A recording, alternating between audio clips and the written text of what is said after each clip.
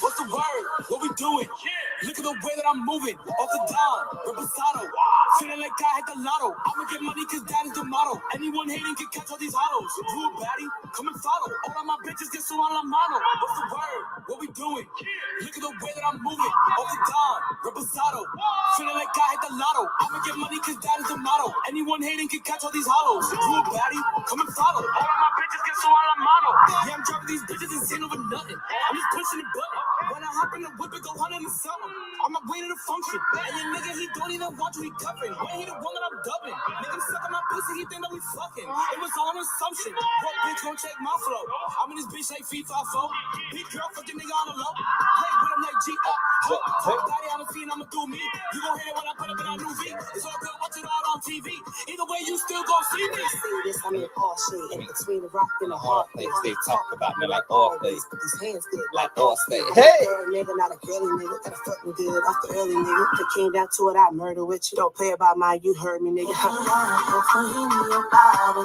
Why these niggas mad? Cause I got a new body. Put this cookie in his face and you tripping some sloppy. If they wanna take the space, just 90.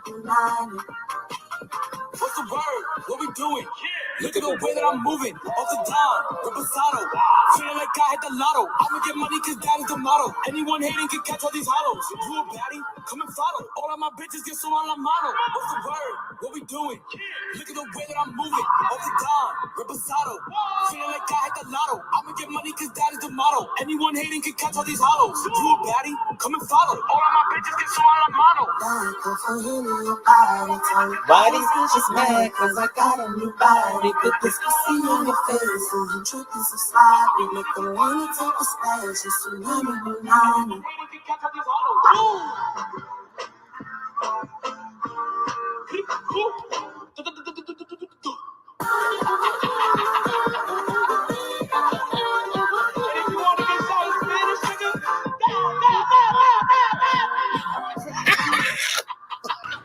I love this song, y'all. Shout out to is it Biggie?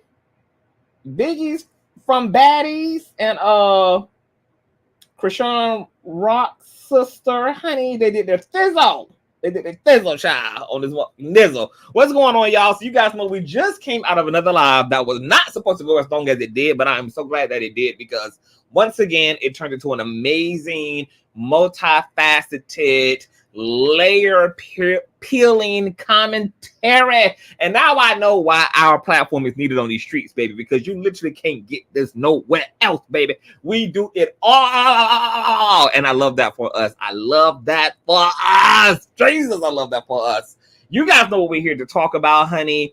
We have had to, I think this is our third commentary on Mr. Jaq Lee, the Black middle school teacher who was reprimanded, suspended, allegedly fired as a result of having his middle schoolers unbraid his hair, honey. I think this is our this is our first commentary. It's just that our first commentary also went like 3-4 damn hours. We were unpacking that story as it was happening in real time. So I got a follow-up for you guys. We're going to get into some things. I'm going to be dropping the link as well. Facebook been over there having some conversations and putting together compilations, girl, in order to take the heat off Miss Jaq Lee. We're going to get into all of that, all right? So before we do so, go ahead and thumbs up the video until it is absolutely stuck. You guys know that thumbing up the video not only helps with YouTube's algorithm, but it triggers up YouTube's notification system. So when you are thumbing up a video, you are literally knocking on the digital door of another conscious crew member and telling them to get their asses into the sanctuary because the king is in fact kanging. Also, make sure that you guys have your notification bell set to all. Shout out to all the new subbies and make sure that you guys share this stream out to wherever it is you have digital community, whether that be your YouTube community, while your MySpace, the dark side of Twitter, Tumblr, your personal OF. I don't really give a damn where you lay the link. Just let them whores know that we're out live and in color. And with no further ado, let's go ahead and push on through. I know a place where you can recharge your soul. Baby, that's Consciouztv. And in the midst of brokenness, he gon' see your asshole. Baby, that's Consciouztv. You gon' heal, you gon' laugh and catch a little shade. Ooh, girl. Y'all know he be slaying, y'all better stop playing. Come hear what he's saying. Ladies and gentlemen.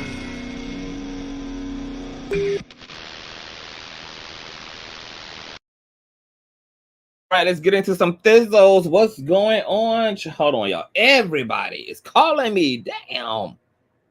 You got to text me. I'm live. All right. All right, y'all. Let me speak to my conscious crew members. What's going on? Pat and Gal. What's going on? Food expert. Hey, Carolyn. Hey, Rugby. Hey, Rumors and Tea. Hey, Sharon. Hey, Hemi. Hey, Pretty Op Kiera. What's going on, my sin? Hey, Corinthia. What's going on, LV Sweets? Hey, Leela. What's going on, Mary? Hey, Used to Be. Hey, Mo. What's going on, Phyllis and Whitney? Hey, Park Avenue, who says I'm sick of him. Suck on his ass. Period. You guys know we'll be going live tomorrow. I'm going to be breaking down more of the pathology and metaphysics and psychology between victims and their abusers by using the Krishan Rock Blueface dynamic, Ike and Tina dynamic, the Whitney and Bobby dynamic, and the Cassie and Diddy dynamic to explore that psychology, since I see so many conversations are going on around why Cassie stayed, why she kept coming back, why it took her so long to leave, etc. So we're going to continue to unpack all of that, because people really think that this stuff happens within a vacuum and that it's just as simple as, oh, I'm being abused, this is an ugly situation, let me leave. If only anything in life was that damn simplistic. Okay. Also, I'll be in Patreon tomorrow. I'm going to be giving a review for Quiet on Set. For those of you who saw that docuseries unpacking the abuse that happened via Nickelodeon brand at the hands of acting coaches, scouts, producers, etc., then that'll be taking place exclusively in Miss Patreon on tomorrow as well. Now, while we're here is to get into Miss Jaq Lee, okay, courtesy of Ice Cream Cone Convo. Shout out to them. This is an Instagram blog that I follow, and they actually posted earlier today about Mr. Jaq Lee, who is the Black middle school teacher, particularly a science teacher, who had his students take out his braids, who finally admitted that what he did was in fact unprofessional, baby. And I told y'all this nigga knew what he was doing. I told y'all he was playing in the face. I told y'all that it was giving very much so performative. I was telling y'all that his initial video that he had put up on his TikTok that went viral and that got him into all of the trouble he's now in, that then changed his damn life and not for the better, that it was all given, I know what I'm doing. Even the way he was narrating the initial video on TikTok, it was given low key. I'm trying to trigger up outrage under the guise that I just want to have a conversation and see what some of you guys think, because there would be nothing for nobody to think about if you felt like what you were in fact doing was appropriate, honey. Okay, so Mr. Jaq Lee, he wanted a moment and he bit off more of that Kit Kat bar than he ever could have goddamn imagined, baby. And now he down there to the welfare office. So we're going to talk about it. So let's get into Miss Ice Cream Cone's post on their website. Once again, shout out to icecreamcombos.com. All right. So middle school science teacher admits to having students take out his braids was highly unprofessional. The middle school science teacher who sparked controversy after having his students take out his braids now admits it was highly unprofessional. In the latest video posted on his socials, the teacher, who is rumored to have been fired, said, quote, "The video, I agree, was unprofessional. I am not negating that. Me getting my hair unbraided at the school, at my place of employment, yes, that was highly unprofessional. I get that. I'm not arguing with that. but I am what you call an unprofessional in some ways. Unprofessional, eclectic, unconventional teacher. But is he also unemployed? Watch the clip below. All right, so let's go over to Miss Jake's Instagram and pull up his video. Let me switch over to my built-in microphone so you guys can hear this. Loud, live, and in color. Hold on. Bloop. Okay, let's get into it. Don't waste any time. Most of you know exactly who I am. If you don't, I'm the teacher that has gone viral for sparking controversy around the world because I let my students take out my hair. So we're just going to go ahead and address some of the things that I've been seeing on social media. Some people hate you because of the way other people love you. And for the people in the back, be who you are and say what you feel, because those who mind don't matter, and those who matter don't mind. This video, I agree, it was unprofessional. I'm not negating that. Me getting my hair unbraided at the school, at my place of employment, yes, that was highly unprofessional. I get that. I'm not arguing with that. But I am what you call a unprofessional in some ways, unprofessional, eclectic, unconventional teacher. A lot of the things that I do can be viewed by some people as being unprofessional. Like going to school, I have no problem wearing a short sleeve shirt. I'm tatted up. I got tats on my neck, tats on my arms, tats on my leg, but this doesn't stop me from, okay, if I want to rock some shorts, or if I want to wear my, my arms out, or not wear a turtleneck, like I can do these things because they don't affect my efficacy as a teacher. Something is considered inappropriate when it doesn't align with accepted social norms, standards, or expectations. Was this inappropriate? I can agree with that. As far as this definition is concerned, I can agree that this was not only unprofessional, but this is also inappropriate. Because what I do as a teacher, what you saw in that video, it goes against a lot of standards and just social and societal norms and expectations. It does do that. But again, I'm an eclectic, unconventional, and in some ways unprofessional teacher. And it works. It works for me. And that's going to be, we're going to unpack that a little bit more because people are like, whoa, I bet his kids are failing. Yeah, this is all part of the series of me making a lot of people look ignorant and foolish and embarrassing these people online. People that have just said.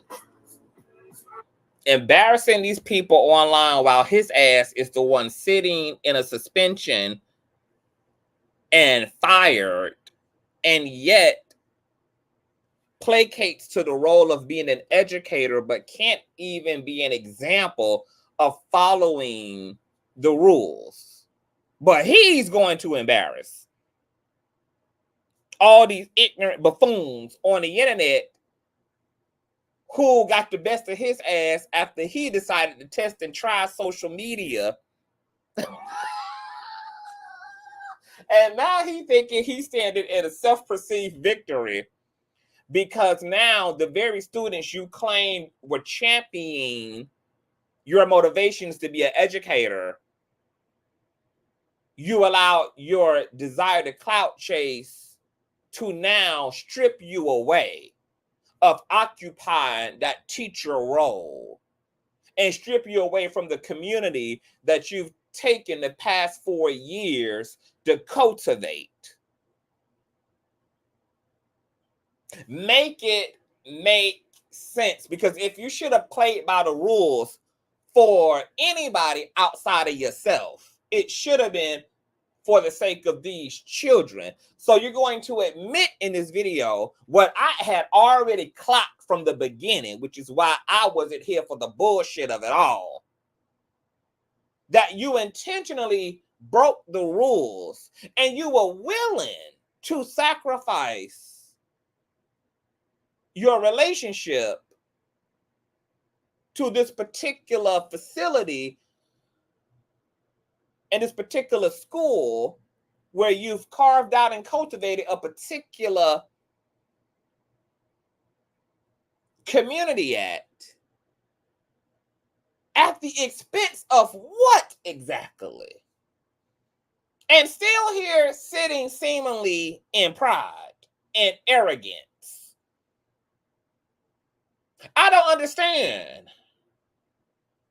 And then did all that fake ass did all that fake ass Amazon Prime ass acting, reading DMs and messages from his students, middle school students who have access to his social medias, have access to his personal phone, etc., which I also think is all inappropriate as well. But, sir, what we need to hear is that the only thing all of this has ever been about is yourself. You're just using these children to paint a false narrative about your intentions. All of this was self-serving. You want it to be scandalous, you want it to be edgy, and you want it to risk these kids being able to have access to you 5 days of the week because you make such a difference in their life, right? And you were willing to compromise all of that, including disregarding all of the fine clauses and teacher to student ethical codes that are in your application and in your contract, because you wanted to be an influencer too. And you thought you was going to be able to date both ladies. And your side chick took your main bitch completely out. And who you think are idiots are the people who are criticizing you and reminding you of the unprofessionalism that you admitting to being unprofessional. So who the fuck is the idiot? Who is the idiot? Bitch, you the one sitting over there with a food stamp card. Who the fuck is the idiot?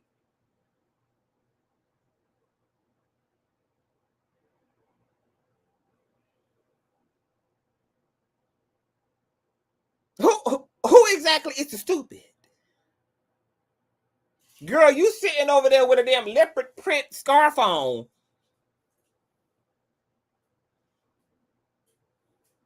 In a damn TJ Maxx t-shirt.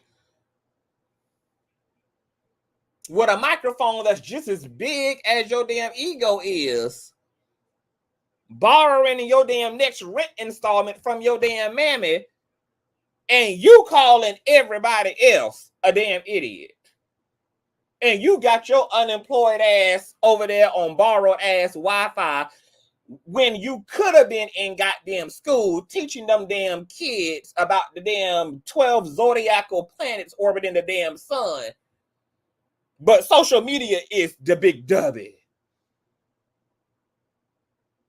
Not the nigga who intentionally broke the rules according to him. Not the nigga who intentionally operated in an unconventional, eccentric, and eclectic way that compromised his livelihood in an overinflated economy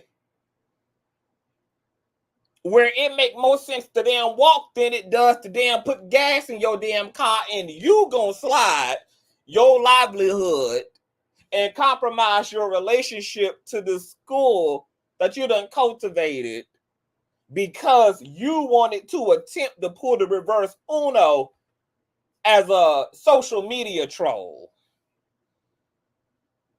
And got the nerve to call the public, who didn't even sign the contract, who didn't even apply for the job, but knew that this was unprofessional, unbecoming behavior for an educator,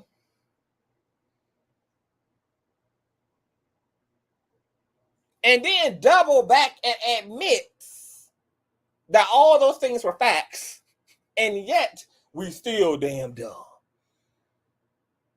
Okay. Let's continue to listen, child. Everything under the sun except for what's actually the truth. So this is for y'all. Okay, promoting his YouTube channel, girl. Because once again, this was all this was about, baby. Mr. Man wanted to be an influencer. Mr. Man want to be popular by any means necessary. Whether it's being teacher of the year, employee of the year, a TikTok influencer, YouTube influencer, girl, any attention wherever he can fucking get it. And now we have to indict, prosecute, and question the integrity of your sincerity when you claim you had the best interests of these minority Black female students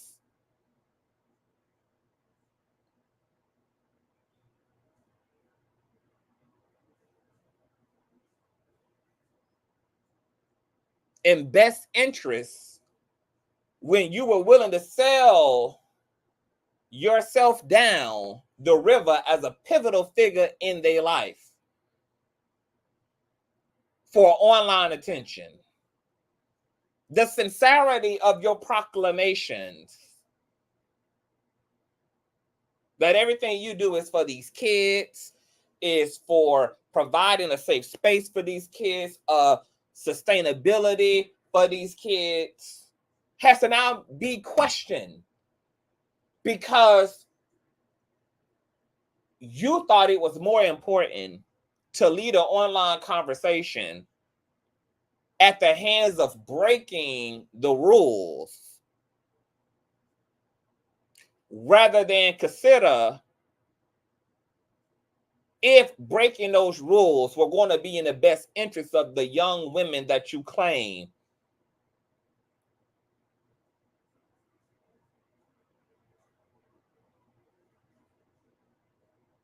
to be the inspiration behind your work as a teacher. The fact that you had to sit in this decision before you made it, and you knew that it's a potential that my Black ass might get fired, and then what that would mean is that I'm no longer in the lives of these young ladies. If my Black ass fuck around and get fired, I'm fucking around and removing myself from a system that I believe needs reform from the inside out. That I would be putting myself in a position to not be around for these kids when they return back to their school year after summer break. Once you realize that the stakes would be that high, because as you just told us, you are aware. It was unprofessional, it was unethical, it was inappropriate, it was unnecessary. This is what should have caused you as a creator to then decide there must be a different way I can go about creating a healthy conversation around the importance of teacher to student, teacher to parent relations. And as I suggested, and I'm not even a damn teacher, but I am an influencer and I understand the art of creating conversations, is I suggested that it actually would have been more powerful and more forward moving, not for you to use the kids as a bait and switch to a conversation you claim you wanted. But if that conversation was really important, what should have came before the kids should have been the parents. And what you should have first and foremost did was present yourself and the parents and created a conversation around how y'all have created this.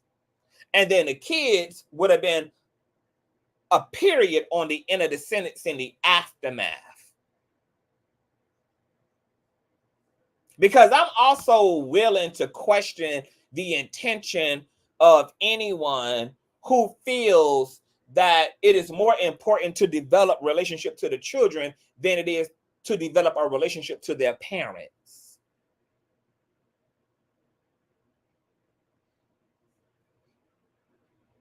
There's a lot of things about Mr. Jaq Lee's navigation of this that just seems weird to me.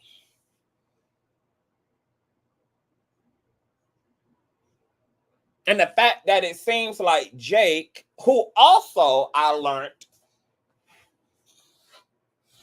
has done videos criticizing parents, and parents are damn sure not above criticism, because a lot of times parents are a part of the problem, because the relationship to parent dynamic is upside down right now as hell in this country.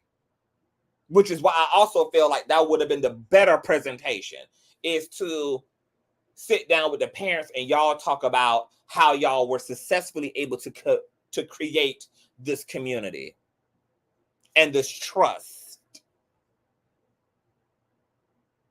and this relationshiping that everybody gets to benefit from. The parents, the students, the teacher, everything comes full circle.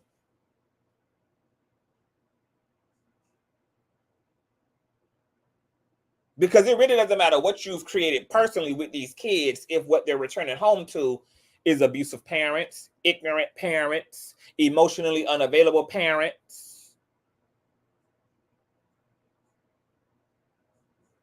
If I'm someone who's claiming to care about the kids, I'm not just prioritizing what their experience is directly with me in my presence in my classroom, but also their home life.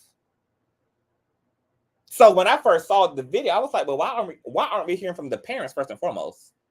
Because you would have had to go through them before you got to the kids. The kids should be in the aftermath.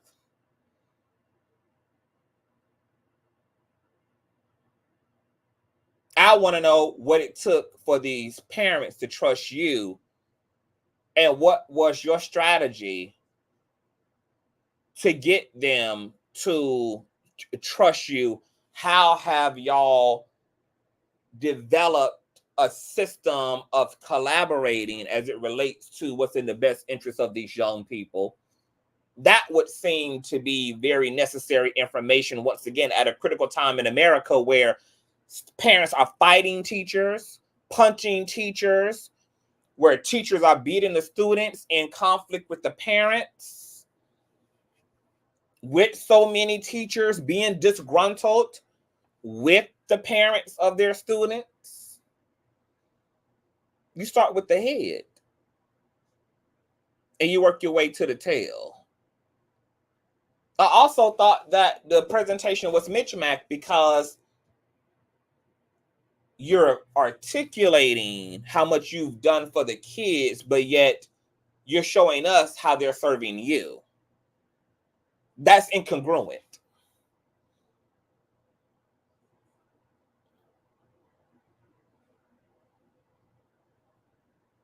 We didn't see how you were serving them. We only saw how they were serving you. And it was given harem of women. That's what it was given. And you knew what it looked like to be a grown-ass man sitting down, getting your hair undone by a bundle of females. That's why you were so sure that that video was going to cause a stir, and you got it. You wanted to play right into the low vibrational fantasies and projections of society, and they hung your ass up to dry. And I'm not even mad at it, because it was a sloppy execution, and it was, in my opinion, completely disingenuous on your part to begin with. Because all of this shit with TikTok and these students and them braiding your hair in a conversation ain't have nothing to do with the children or the parents. It had to do with you. It was self-serving and the underbelly of it all to begin with. And I'm glad that there are people who saw right through the bullshiggity of it all. And the only people that really took the L here are the parents that trusted you, and the students, more importantly, who grew a relationship to you.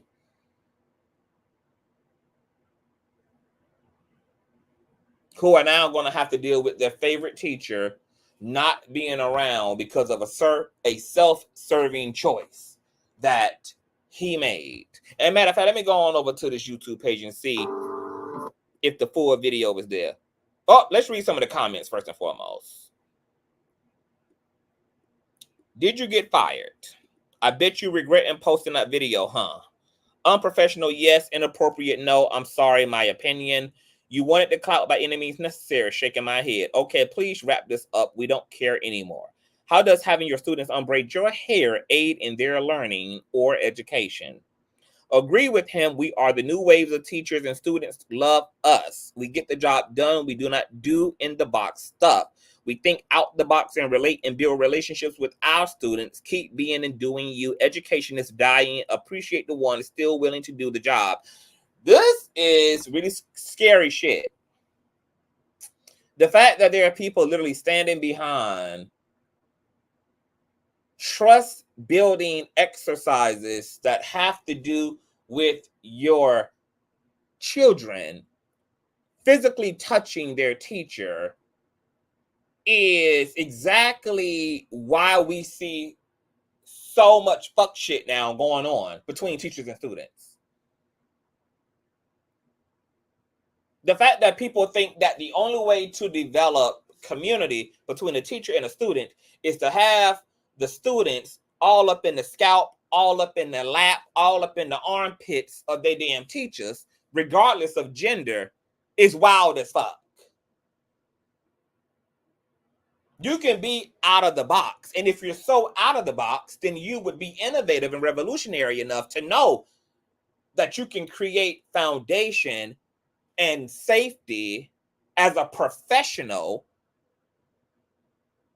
without your clients, your targets, your consumers, your students, your coworkers, etc., having to unnecessarily physically touch you. The military does this all the time. So how the fuck much more can teachers create community building, trust building exercises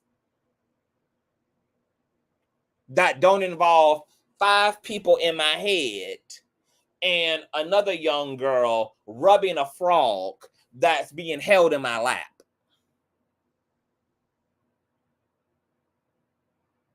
You damn right, not only is it unprofessional, but it's also inappropriate because you are not their stepfather, you are not their dad, you're not their brother, you're not their blood relative, you're not an adopted parent. You are an educator. And there should be safety in the classroom and in your relationships to these kids.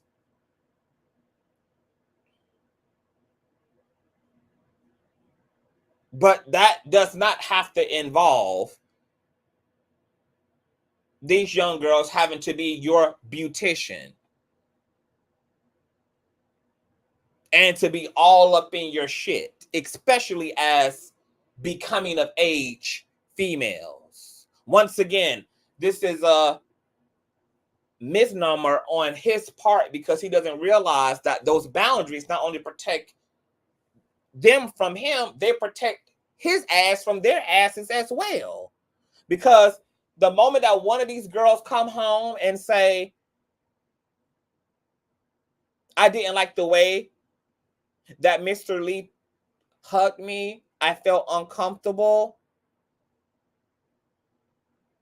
The minute that one of these young girls says this, then what? Well, guess what? That don't have to be the case if you respect the physical boundaries between you and them.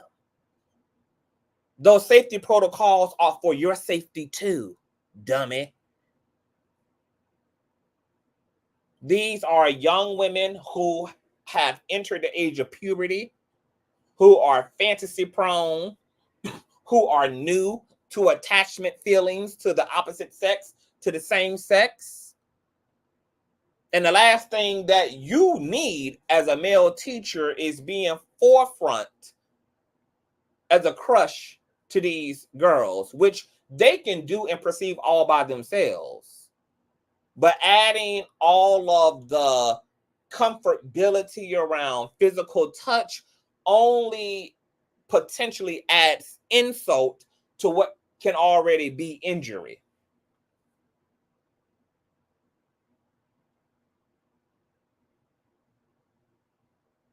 There is no practicality and no redeeming quality in physical touch with your students outside of a fist bump and a half-ass church hug occasionally.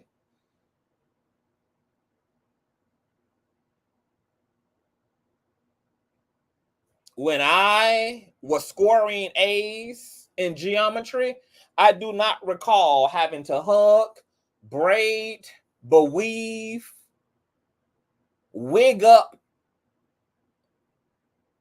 kiss, cuddle with my teacher as something that was essential to my ability to understand geometry.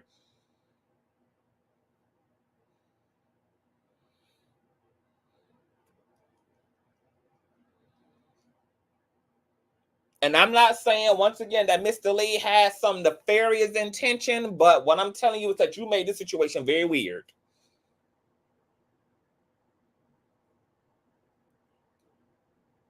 Because you use these kids to launch a social media visibility that their parents also should have prohibited you from doing.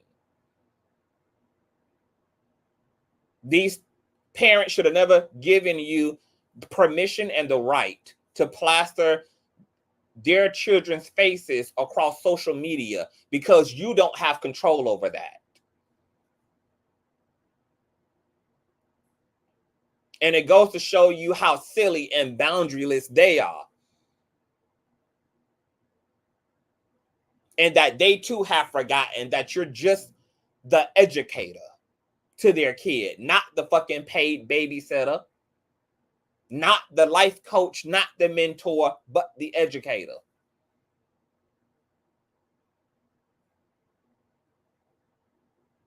And you thinking that you on these parents' good side right now, but the minute that one of those motherfucking girls come home and look they daddy in the face and tell them how they felt about the way you touched them, the way you said something to them, the way your body rubbed up against them, your ass will be undone faster than this bitch. Once again, those boundaries protect not only them from you, it protects your ass from them as well.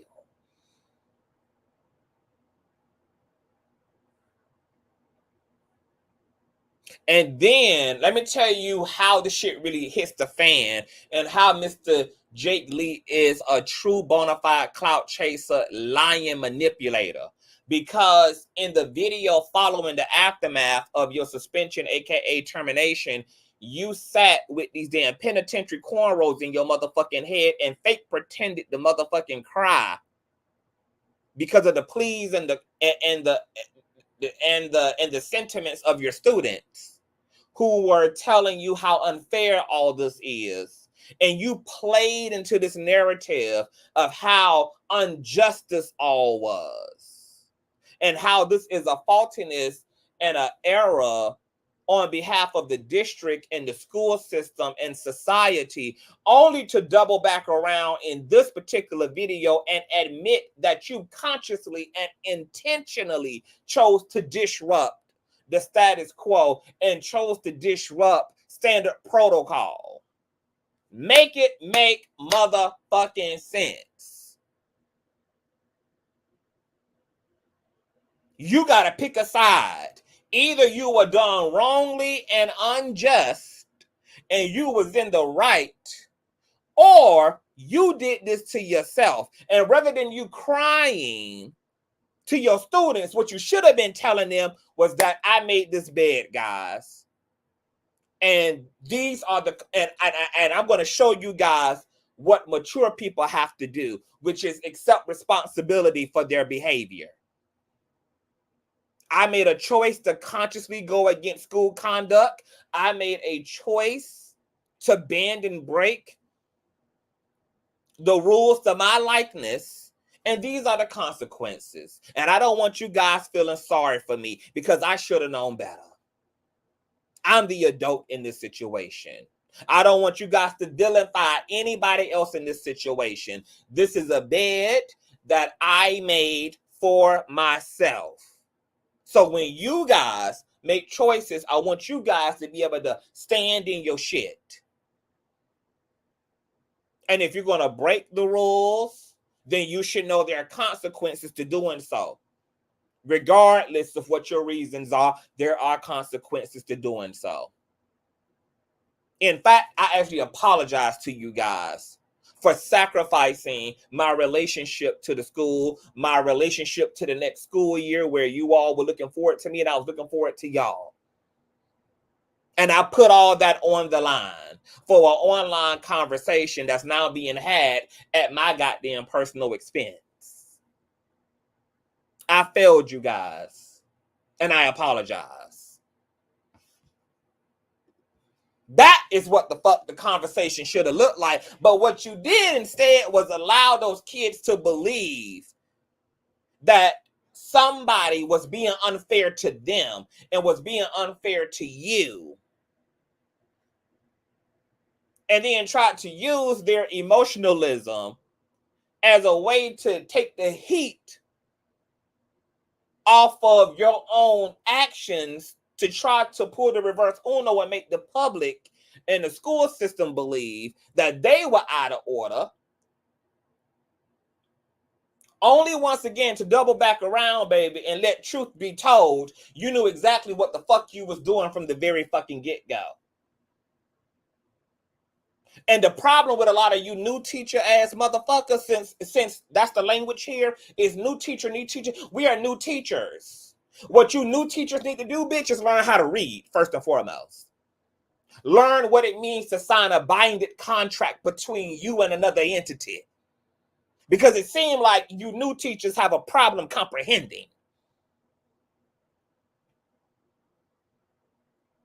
Secondly, a part of you new teachers is that clearly y'all need mentorship from seasoned teachers. Because a seasoned teacher would have told you that if you want to reform the system, sir, you need to go about that first and foremost corporately versus going about it personally.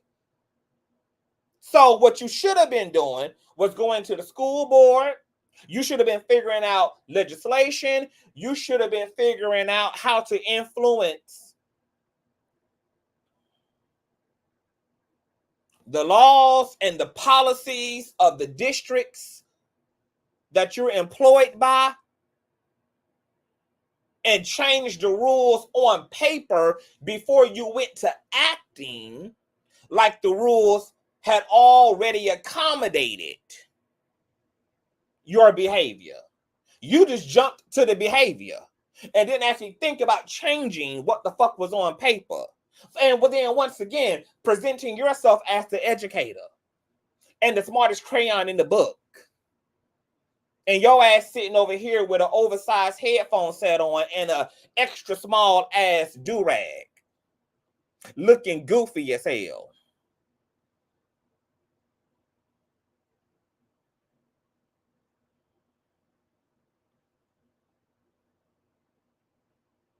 Bitch, you got fired on your day off and you up here calling everybody else stupid. And those same kids you claimed you love are now the same kids who are left to the same system that you felt they needed protection from. This is what happens when clout chasing goes all the fuck the way wrong. We're going to see if we can pooch on over to Mr. Illuminator's YouTube page. I'm not going to waste any time. Most of you know exactly who I am. Unfortunately, girl. Let me see if I can find Mr. Illuminator's YouTube page.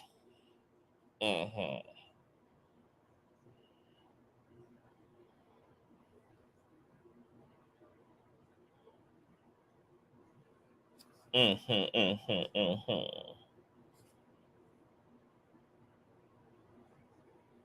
me see something here. Oh, I done went all around the mulberry bush. I could have just typed this shit in. Hold on.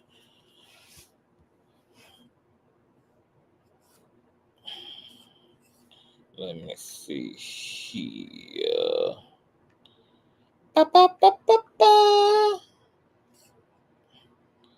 Hold on. Thumbs up if you're in the building. I will be dropping the link. You guys can come up and give y'all's various thoughts and things. Let me see. I'm trying to get to his Instagram so I can get to his.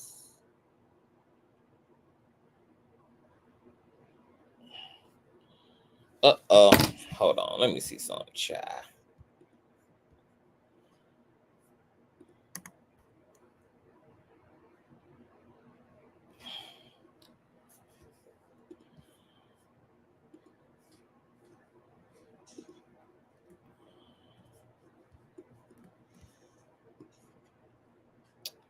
View on Instagram. Okay, the Illuminator.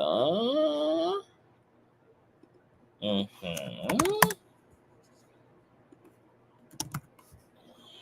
Illuminator. The Illuminator. Let me see if I can find him. If anybody has his YouTube page, send it to my DMs on Instagram or email it at consciouztv@gmail.com. Okay? As I leave y'all to fetch that out. I want to move over to a conversation that's being had on Facebook as well. Then I'm going to drop the link.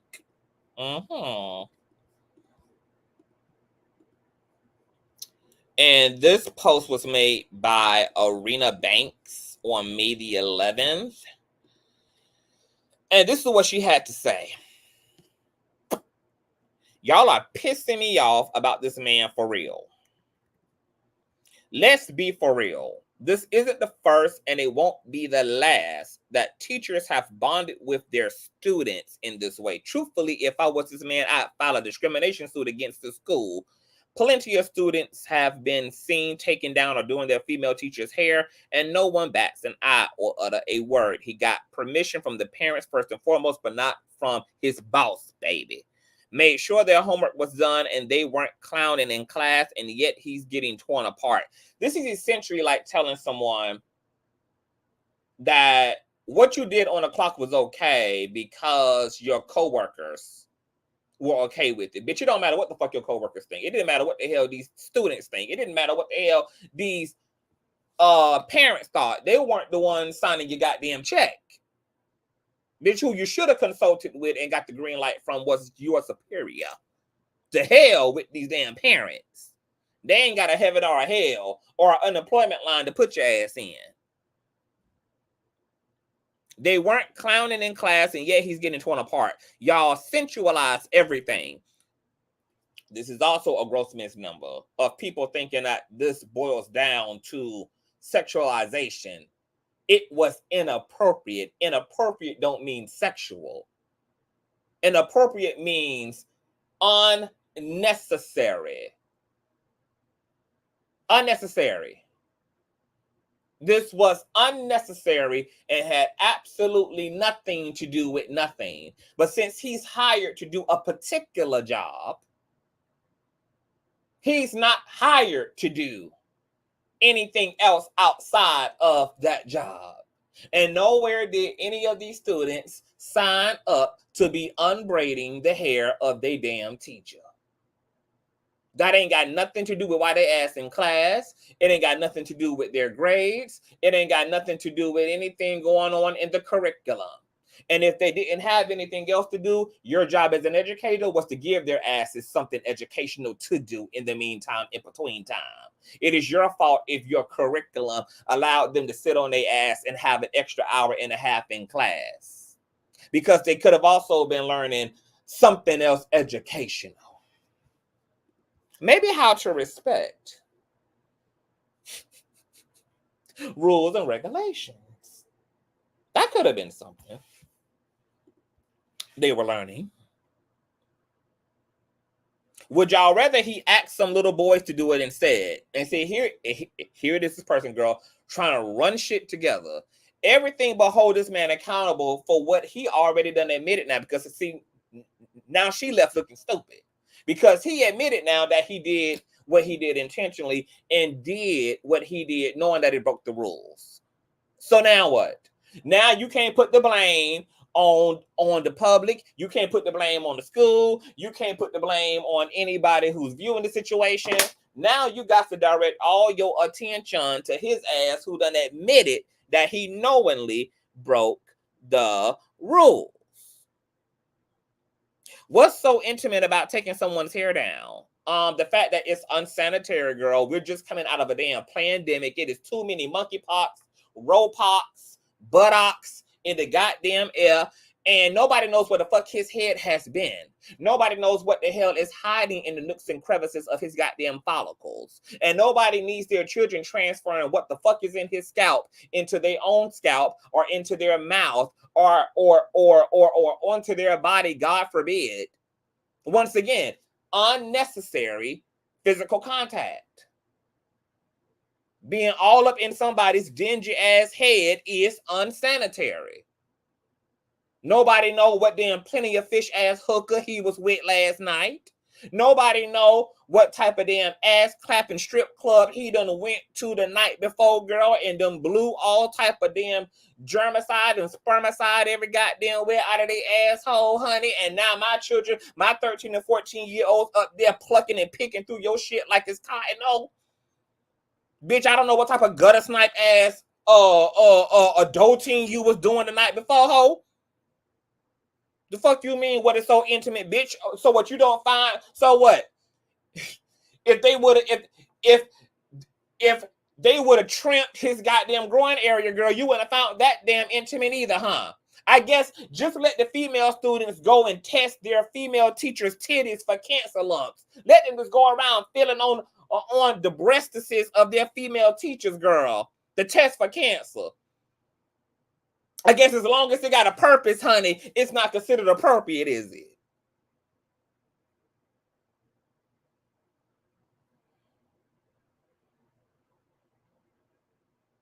Why the hell is it that you think that it's sanitary and it's appropriate for these young people who are students to be molding through his damn hair?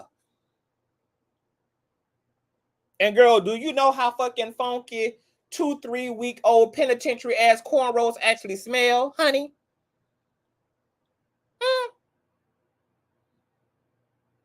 Do you know what the fuck cornrows smell like after 3 weeks, bitch? Up under do-rags, baseball caps. And you don't find nothing remotely bothersome and cautionary about that tale. That you don't know what type of goddamn disease and pestilence is hiding in his goddamn scalp and whatever type of goddamn open wounds and cuts and slits that these students may have on their fingertips from biting their nails may cause an infection to.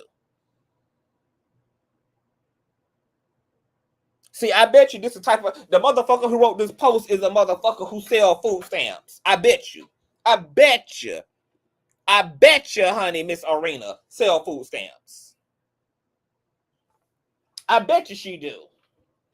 I bet you she the one who let her damn children drink sugar water.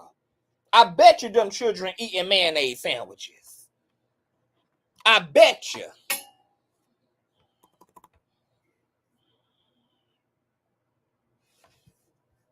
Moving along. I just feel like y'all be overreaching over simple shit. The moment their parents okayed it, nobody should have said a word. Okay, so this woman clearly don't have a concept for actual authority. She probably the same bitch who giving away free food at her job to her friends, believing that to be reprimanded for doing such, girl, is an overreach. Probably the same bitch who be stealing motherfucking money out of the damn register at CVS, girl, in the after hours, thinking that it's a reach to be reprimanded, honey, because if only they had paid her enough, she wouldn't have to compensate for taking extra salary out of the register per shift.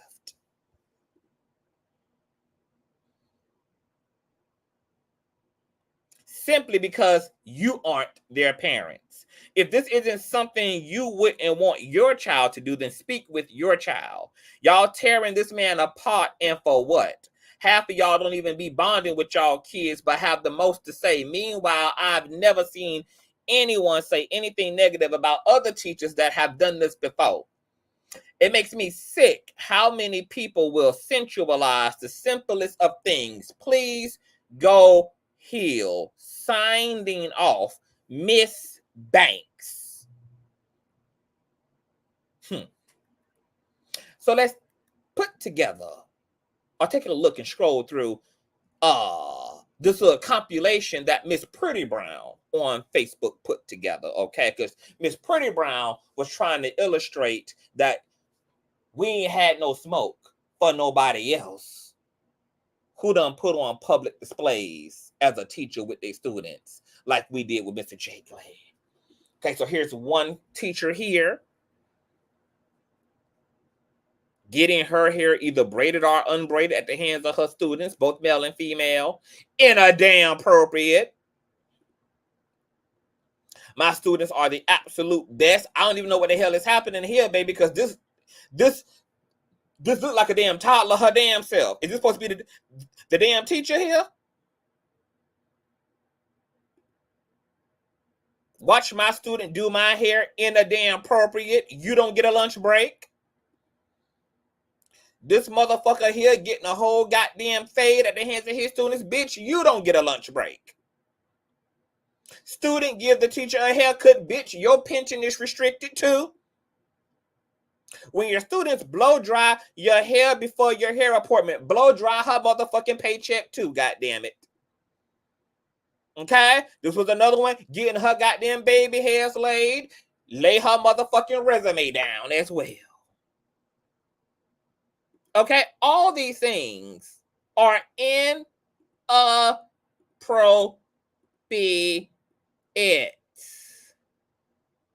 And I don't know why the hell these situations have been allowed to happen. But now, since they have been, and Mr. Jaq Lee has gotten the conversation started, I think there needs to be a national, or hell, local, statewide congressional hearing held to talk about school and teacher student conduct. I do not feel comfortable with my children, my nephews and nieces, my goddaughters and godsons having unnecessary physical contact with strangers. And I do consider the teacher a goddamn stranger too. The teacher is a serviceman like anybody else. The crossing guard, the bus driver, bitch, I don't know you. And at best, all we can really do is engage in a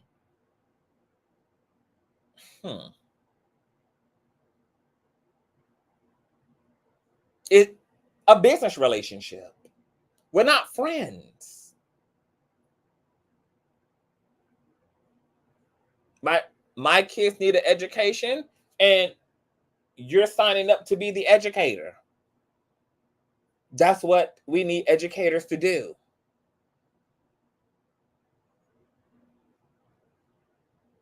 It's too much shit going on, and people are too fucking weird all across the board. And furthermore, this is social media, so I just need to know who the fuck gave these new school teachers the right to be plastering people's kids all over their damn social media, with the potential for these kids to go viral and all, and have their likeness everywhere like it is right now.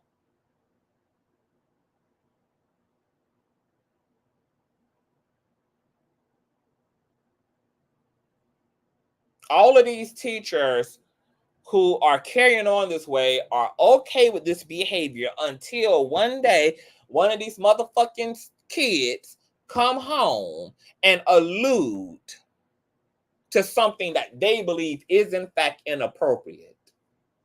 And then it's only then that they're then going to want to adhere and placate and wish their ass had obeyed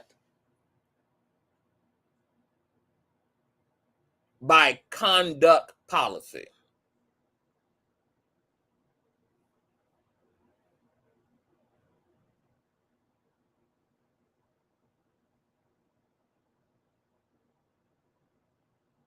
There shouldn't be nothing going on during school hours but school motherfucking work. And if you need time to get your hair done and blow dried and flat ironed and baby hairs laid and your middle part centered, you need the part-time to work so you can have time to go to a salon with a qualified beautician to handle all that. Because the minute that my 12-year-old burn and send your goddamn baby hairs off, bitch, I don't want you calling my motherfucking phone and beeping my goddamn beeper about nothing. Soon as that goddamn Gorilla Lace Blue go wrong, bitch, and you got an infection the next day because you decided that my 11-year-old was qualified to lay your motherfucking wig down, bitch, don't beat my beeper. The moment that motherfucking relaxer that you allowed her motherfucking ass to smear across your shit, bitch, turn you into a damn bald-headed Wakanda member, I don't want to hear nothing. The moment that them goddamn clippers, baby, slipped and grazed your motherfucking ass across the back of your neck and now it's looking like you got herpes underneath your nape, don't beat me, bitch, because you decided that he and she was qualified. Ain't gonna be no silver suit, baby, with my 12-year-old fuck your shit up. Because you decided that the classroom was a goddamn personal salon.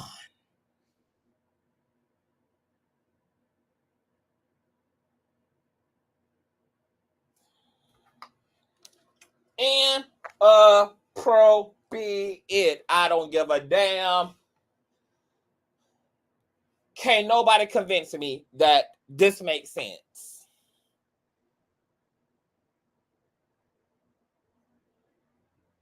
If you a teacher and a part of your ethics is protecting the kids who are being entrusted into your capacity, you shouldn't even want their asses doing anything that could lead to any potential issues, including them letting them grooming you, letting them wig you, letting them cut you, letting them line you. All those things open up too much of a goddamn potential for fucking issues that can ultimately be avoided. All because y'all want to decide to have nothing left to do with the last 30 minutes of class. That's y'all fault. That there ain't nothing left for these kids to do at the end of the school year. It's y'all fault that you ain't got nothing else planned. Fun in the sun, honey, go slide on the slide board to take a field trip to the local museum. Anything but have your motherfucking hands in my head. Your fault. That's y'all fault. If there ain't nothing else to do. Y'all get to decide what else there is to do. And what y'all have decided is these kids got time to be your damn personal assistant. And that's all good and that's all fun and that's all cute and that's all poetic until it ain't. And then we got some shit in our hands that could have been avoided from the beginning had everybody played their respective parts in the situation.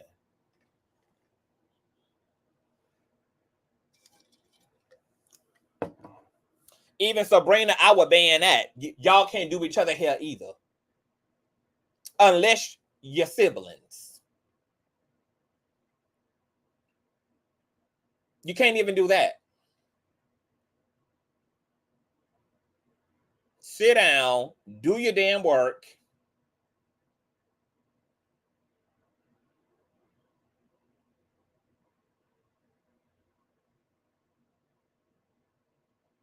And let me teach you about your damn economics.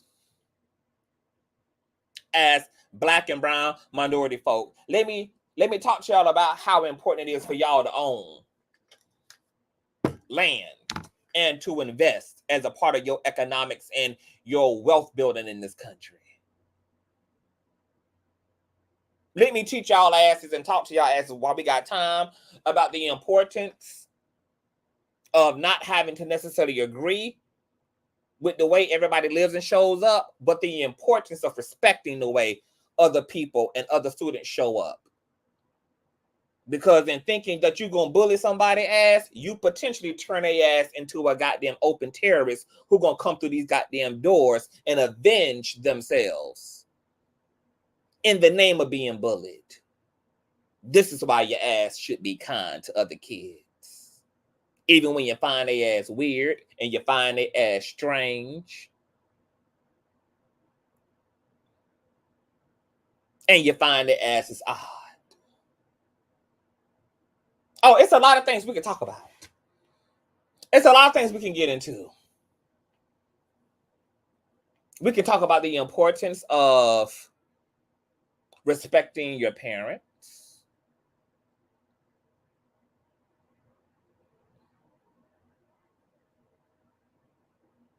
We can talk about the importance of self-care as young people. We can do self-esteem exercises in class. We can go around the room and have all of you guys say something nice about one another to encourage the group morale of the class.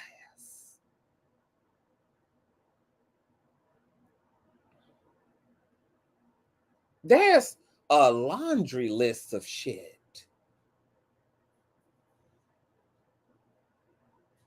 that we can discuss. Do you guys know who your Black heroes are?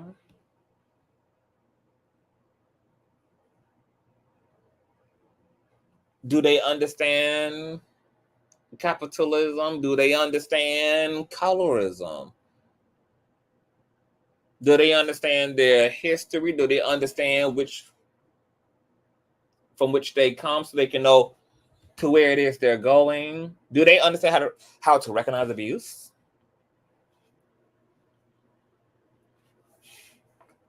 Do they know? Are they able to identify the misuse of authority and power? Do any of them know how to perform CPR in case one of their siblings were to choke on a chicken bone, or if one of their parents were to faint, or if they were in an emergency situation? Do they know how to sustain and perpetuate life?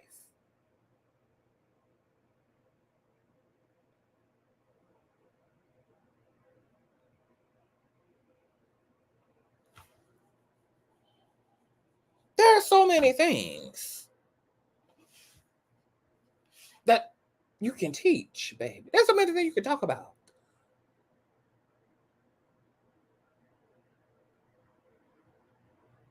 How about teaching kids the art of meditating? That's what the Asians do. You look at the Asian curriculum, baby. Oh, that's a badass motherfucker curriculum, baby. Them motherfucking churn know how to do the goddamn rhythm nation choreography and know how to build a goddamn rocket and know how to meditate to the point that they ass can levitate in the damn air. They damn creating damn super soldiers over there. And wonder why they beating the goddamn brains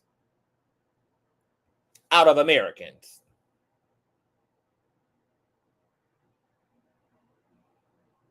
They didn't know how to start a garden. They didn't know the difference between seedless and the seeded, GMO food and organically grown food.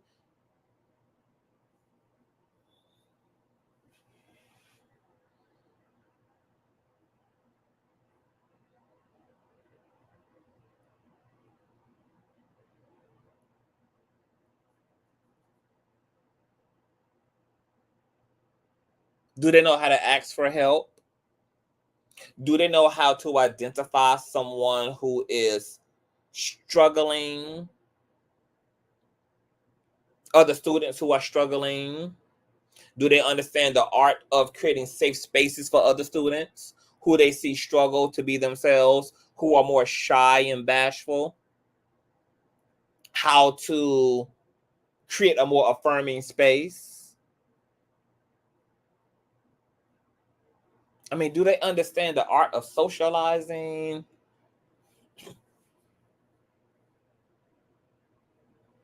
The art of building great community amongst each other?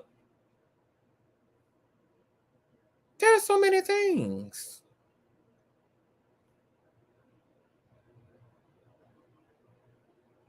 But baby, y'all trying to get your makeup and your eyebrows and your wig slayed.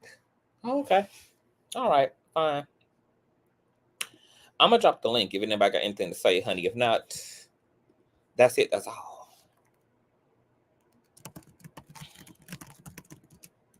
And I'm gonna read some of the motherfucking comments while we're here.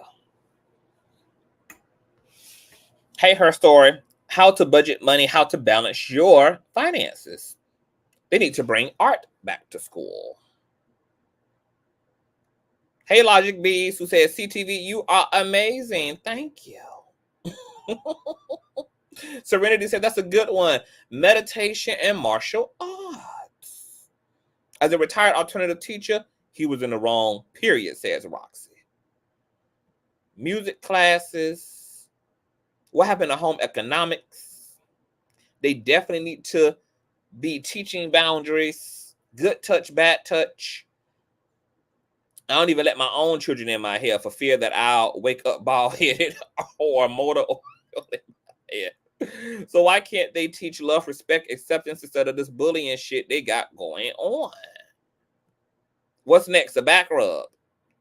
Filming is also not allowed unless it's for documenting purposes. Even then, you have to ask parent permission. So I'm so confused why so many teachers are posting their students on social media, respecting and protecting Black women. If students want to do hair, go to cosmetology school. Otherwise, just do your school work. Hey, Demi. Hey, Conscious, how you doing? I am doing lovely. How are thou? How are thee? You know, taking it one ghetto day at a time. That part. Talk to me about it. How you feel about all the shenanigans of it all?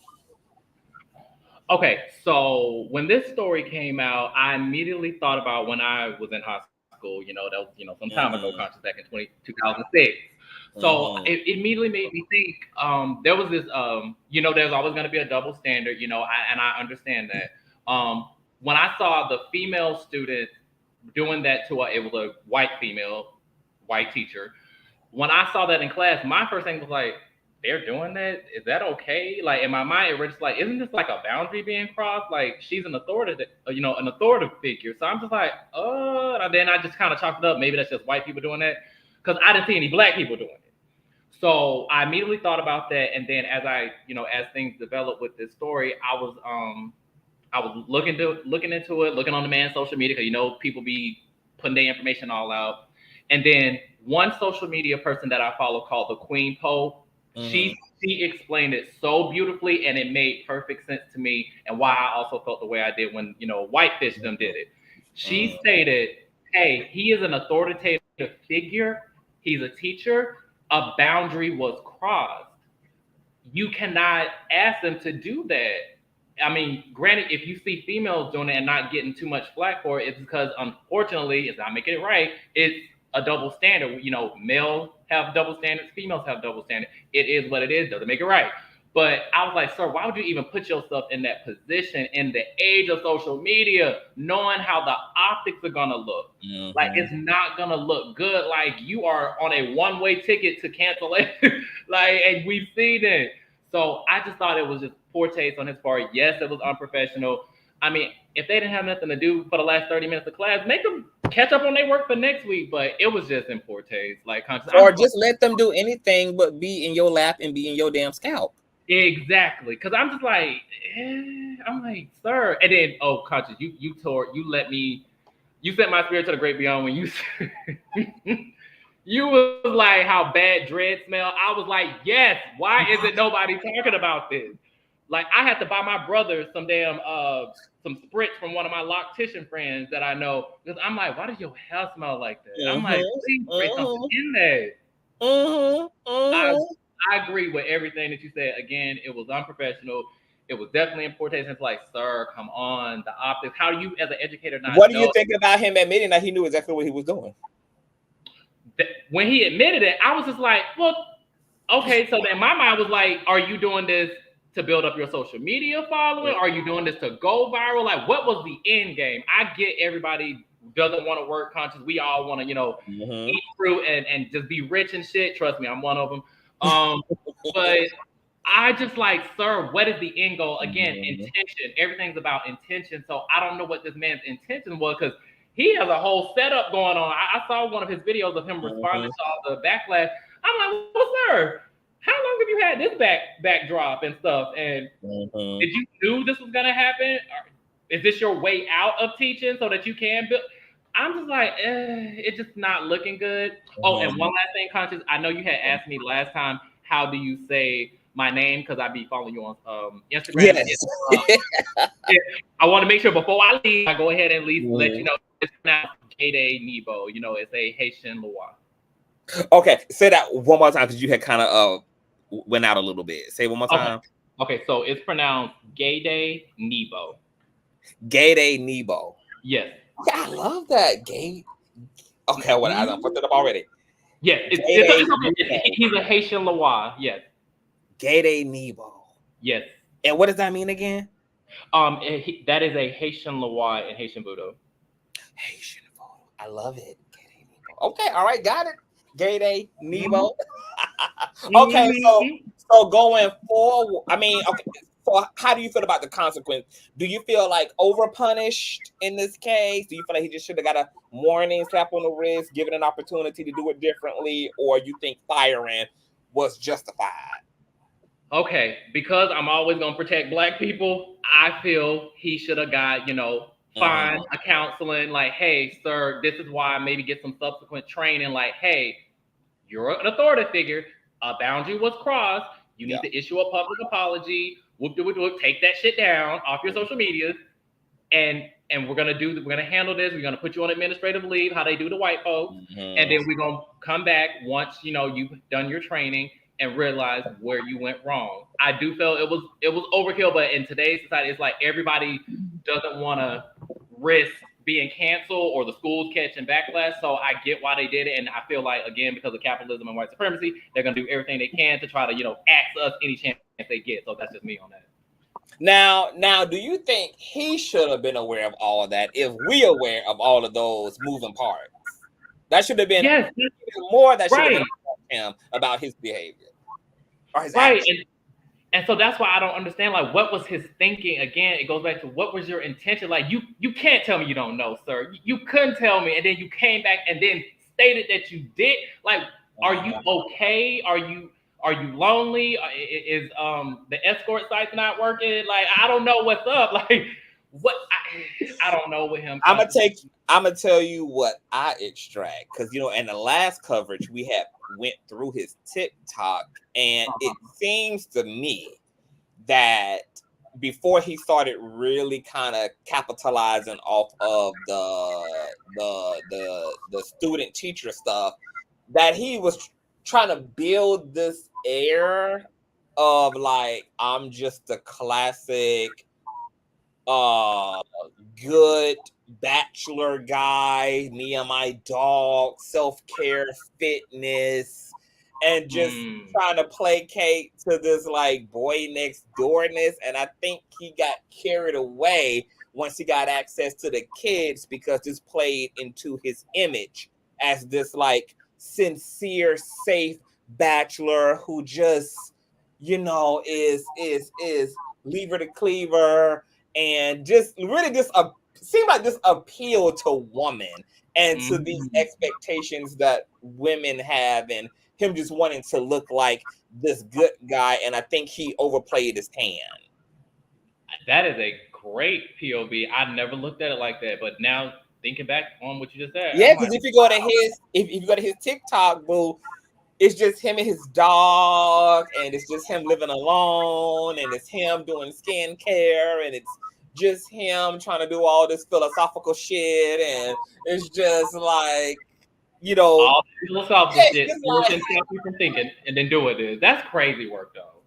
yeah, and overplayed his hand, being performative as hell, and got carried away with the way he knew he could kind of exaggerate this good guy persona through this idea that he is just great teacher, building community. It just played into social media, and that's why now, even in the aftermath, he's still producing content, directing forward to his YouTube channel. This is what it was all about to begin with, was being an influencer. I think the teacher thing was just another tactic, and I think he would have remained there if it would have continued to work, but it was a secondhand utility. It wasn't his true priority. A crying shame. It's just a Crying shame. But thank you, Boo, for the commentary. If you want to stay around, you can. Okay, I'm just gonna put on mute. I'm gonna say bye. Okay. Vala, then my room is in T, and then my Allie. Hey, Vala, what are your thoughts, Boo, on Mr. Man admitting that he knew he was breaking the rules? It was unprofessional. It was unbecoming. But we're all still idiots. Well, hi, first of all, and I missed you. And no, I think everything that you just said was absolutely right. When I first saw the video, for me, it seems a lot like grooming. It brought me back to a teacher, and when I was in middle school, that was killed. Very young teacher, try to be the cool teacher. You could look it up, Miami Edison Senior High School. I think it was like in '82. And very young, looked like he could be in high school. And all, girls fantasize about, we all fantasize about certain teachers, whether we're in middle school or high school. And he's just sit there and, he's a smile. It's like, hi, Mr. Walker. And, he'll, smile. Oh my God, Mr. Walker smiled at me. Well, one student took it a little too far. She was in love with him. And to make a long story short, had her family member come out there. They kind of held the class hostage because what he did was he used to tutor during lunchtime. So, of course, all the girls are going to take, the tutoring class. And to not put the other students in danger, walked out with the young lady and the family member. And then he ended up dying right in front of the school. Wow. So you don't know the mentality of these kids, because some of these kids, they fantasize about these teachers as well. Not only think that they're cute or pretty, but they also fantasize. And he should know better, especially in today's time that we live in, with all the the trafficking and stuff. Come on now. That's my opinion.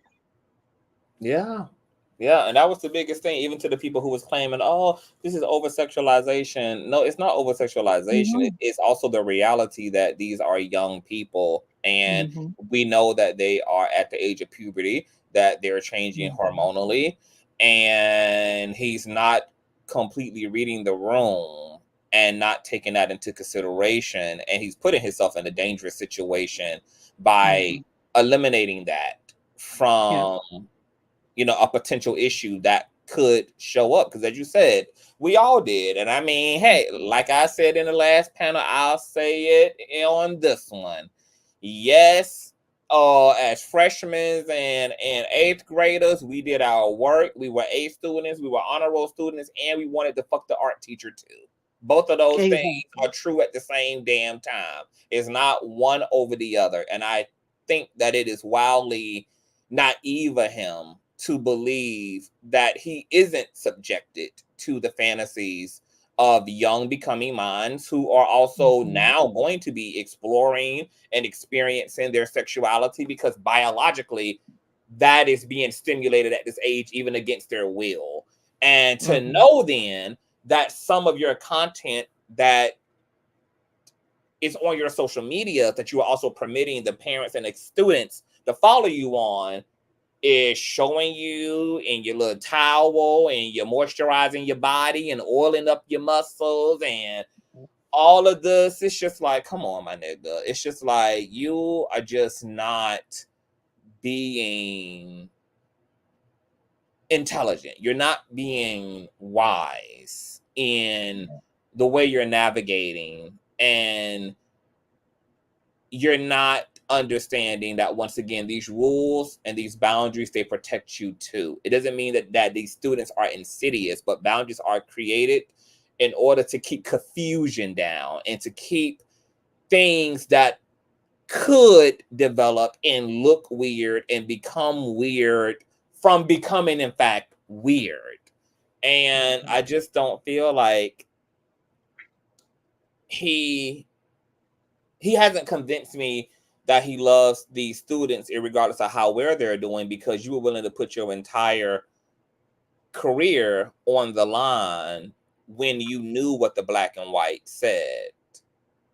Exactly. And that should have really been the example of your love for them, not just in your quality of a teacher, because you don't get no fucking brownie points for being a great educator. That's what the fuck you're supposed to be, is a great educator. Mm-hmm. That's what you're deciding you are going to be. That's what you're deciding you're going to contribute as an educator to this space. I mean, that's almost like wanting a brownie for being a great parent. You're supposed to be a fucking great parent. You're the one who decided to be a parent. You're the one who decided to bring forth these kids into the world. You don't get a brownie for doing your job. You're doing your fucking job. The true measure of whether you love them or not would have been, first and foremost, securing your professional role in a life. And that would have meant by respecting the fine red white writing at the base of your goddamn contract that told you clearly what your conduct is and is not to be as it relates to these kids. And now you're sitting here playing on their emotions and allowing them to have misguided anger towards social media or toward the school authorities,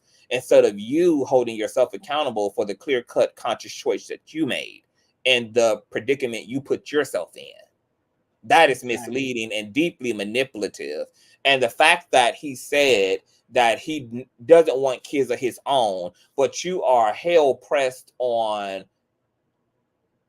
everybody else kids. Essentially being a damn biological father to these kids, and then have commentary where he's apparently slamming the parents, and then what you initially go viral over is not a conversation with the parents about the importance of teacher to parent relations as it relates to the kids, but you lead from the kids. It makes me believe too that if it was a manipulative ploy of him to slander the parents in order to once again foster a deeper closeness to these kids, which once again leads me into questioning what the fuck actually is your MO here. What is your MO? Because something just don't feel quite right. Mm-hmm. Something is a little bit off. So to be honest, I'm kind of weirded out. Yeah, because it looked like grooming to me. Like, I don't know, when I first saw it, I'm like, because now you're getting the trust of these kids, and they're going to trust everything that you say and everything that you do. And this is what, M's do. This is how they get, kids. They get them to trust them. And that's what I saw. I'm just saying. Yeah, and I'm creating a safe space. Okay, fine, whatever. Create a safe space. You tried to do that by thinking that physical contact was also important to creating a safe space, not necessarily necessary. But I mean, to your point, once again, it leaves too much for interpretation. And his job was to be aware of the optics and to just operate in a way that made who he was clear in the situation and what his role is clear in the situation. And now as a result of his behavior, it's just like, it done toppled everything upside down. And I really don't know what the fuck his MO is. I don't know whether this looks messy because it's just a part of him being young as another teacher was saying under his post, oh, we're the new school teachers and we do things very differently. Well, I hope y'all not continuing to do things that get y'all ass fired, because that would be counterproductive as hell. Being different doesn't also mean being unemployed.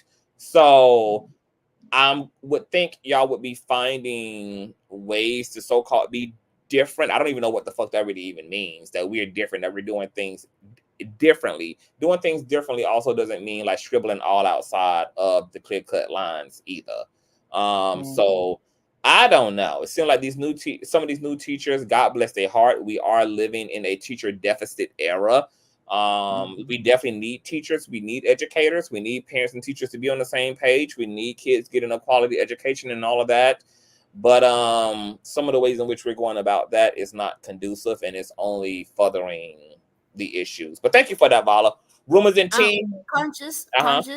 Yeah, sorry, I just want to add on to doing things differently. Greetings again. Hey, boo. Yes, so if this black teacher says they're unconventional and want to do things differently, I am all for that. And he actually lost a beautiful moment to take this moment to show and teach his young students the importance of braiding. And if you go back to the history of braiding, a very intimate practice amongst us people, Black, Africans, Indigenous, right? Braiding hair is a beautiful experience, an intimate experience. However, the act is not the problem. How he used it was a problem, a form of exploiting and a form of clout for himself. If this motherfucker was smart, he would have said, like he said, he's a science teacher, if I'm not mistaken. Yes. So let's say he's a science teacher, right? And he really cared about teaching, which we all know now he doesn't care about being a teacher.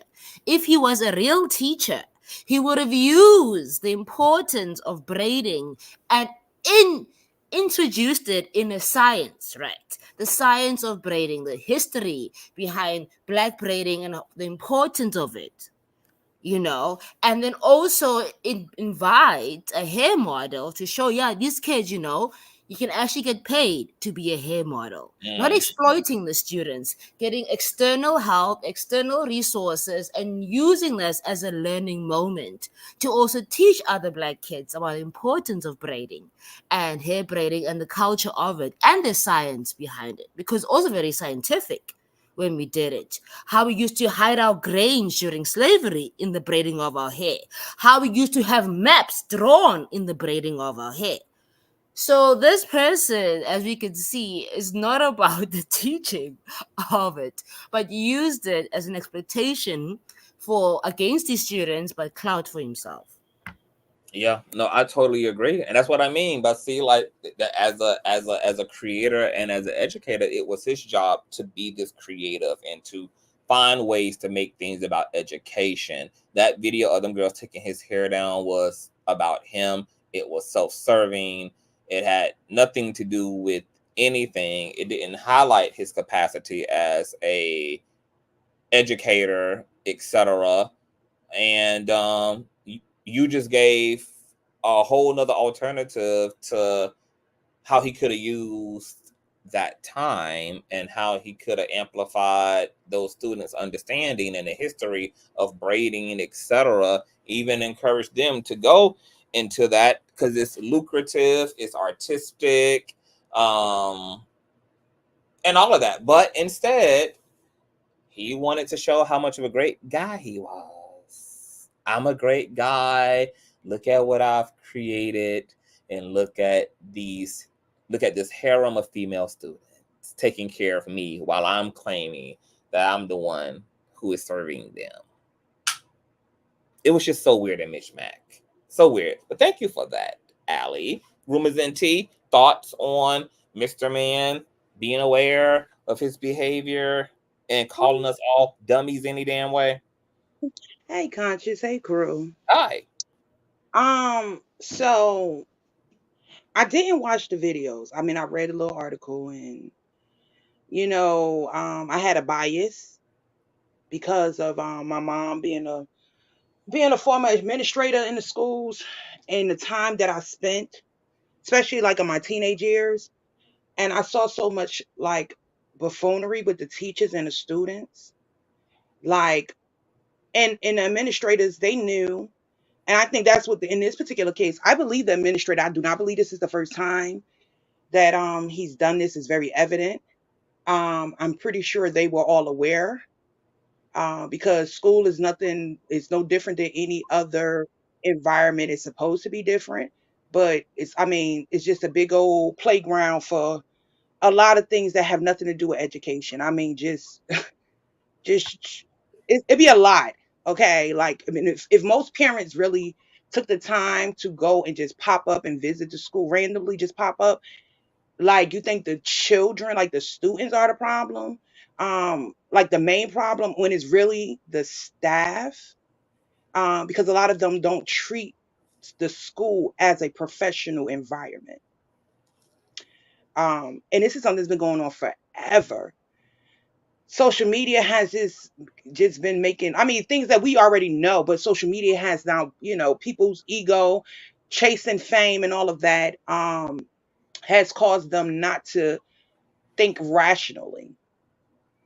Yeah. My niece is a school teacher, and she was telling me this last week, and she was telling me how she had a situation where the school tagged her personal page, her, to a photo with her, with her and the students, and the student and the parent. She said she went to work, and the student was saying, I sent you a friend request. Now she has first graders, right? Said student said, I sent you a friend request. It's like, a friend request. And he's like, yeah, I sent you a friend request over Facebook. And she's like, oh no, and then they have two phones, right? They have their personal phone, and then they have a phone for the school. Um, and the parent had kept texting her, and throughout the day, texting her, she said, to accept her friend request. So now you have the student and now the parent both demanding that she accepts the friend request. So she said, I went on and I deactivated my page. She said it was really, really creepy. She said I couldn't even get, like, this kid. This is a first grader, reminds everyone. So I couldn't get this kid to focus. He was just so like, you want to accept my friend request? You want to accept my friend request? Did you accept my friend request? She said it was just so creepy for her. So she went to the vice principal of the school and made it an issue. And her superior tells her, oh, it's nothing. They do it all the time. This is, I'm surprised that you haven't had this problem before. Like, it's nothing. Most of the parents and the students, some of them follow me. They're good people. It's nothing like that. And I'm listening to her, and I'm not gonna lie. I'm like, what's the big deal? And she like, Auntie, that's my personal life. She said, as much as I love my students, she said, I cannot cross the boundary. She said, those things are intact for a reason. This is her second year teaching. When she said that, right, I'm like, okay, I ain't gonna lie. I still was thinking she was doing too much. But when her and my sister joined the conversation, they were talking, because my mind didn't allow me to think the inappropriate part of it. Like, I just didn't understand. When she said, because I've had teachers myself that have become like a part of our family. But I'm also a helicopter mom. I'm not going to allow my kids to be left alone. I don't trust 90% of the people in my life with my children, period. So it's always going to be some supervision. But just when she gave that, like when she was saying that, her and my sister started talking, and it just started clicking. It was like the light bulb wouldn't come on for a long time in my head. And then I'm like, oh my God, because when I was a kid in school, teachers were overly involved. My teachers they were overly involved in our lives. But then again, it's a different time. Your teachers, most of them, and again, were like, they lived in your neighborhood. Mhm. So, you know what I mean? Like, I don't know if that's what some of the parents are thinking, because we lack that community, and they're so desperate. Some parents are don't want to be bothered with their children, period, right? So they'll just pass them off to anyone. But then you do have the parents, the minorities that are so desperate for their children to have good teachers, want to have that rapport with the teachers, that they don't think about consequences. Like, do you know if this person is a good role model? Just because they're in a classroom doesn't mean that they're a good role model for your children. Do you know if this person, if this person is a danger? You know what I mean? Like, it's so many things. It doesn't have to be anything, you know, sexualized.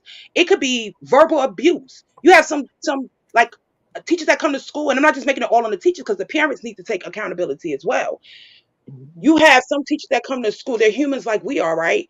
And then they may woke up and had a bad morning, and they come to school and they lash out at the children, especially if your kids are not well behaved. You know what I mean? And they'll lash out, and now your children are being subjected to verbal and emotional abuse. So I just think that we have to stop ignoring, jumping out the window, and not really knowing who we're engaging with and allowing our children to engage with. Like, don't be so comfortable with any and everybody having influence in your children's lives and having access to your children. Because where some people were feeling like it was just braids, to me, that my mom always taught me, when someone is in your personal space, that's intimate. And if you don't invite that person into your personal space, that's a violation. Yeah. So for me, maybe there was no like emotional intelligence there. I definitely believe he was definitely all in his ego, because we already know how it goes. And it is, I'm not saying female teachers aren't like this, because I have seen a lot of them like this as well. But we know when they're young male teachers, their ego is so, and like, so it's on 10 when it comes to the students. It ain't just for the females either.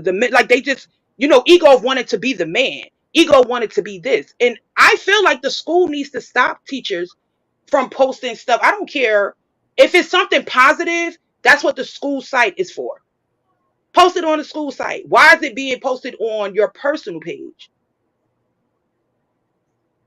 Like, your personal life and your professional life shouldn't be intermingling with each other in that way, because you're absolutely right. We know, as teenagers, as young teenagers, our hormones rage. We've all crushed on a teacher, some of us more than one teacher, and they know it. And if your whole, because I think this person, I think he's dangerous, Conscious, I'm gonna be honest. If your whole existence, your ego relies on the attention of minor children, then that's something that you need to really look and check into. That's scary. And I'm not even talking sexually either. It's just scary to me that these are people that are not related to you. And I know you can get attached to your students and all of that, but this just doesn't seem like, it seems like this was ego, and he was taking advantage of what he knows these young girls like him. They're, you know, got a crush, maybe, possibly, and using it for his own gain.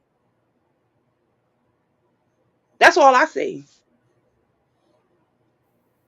You're right, Rumors and T. You are Agree. so right. You are so Yeah. right. Speak on it. Agree.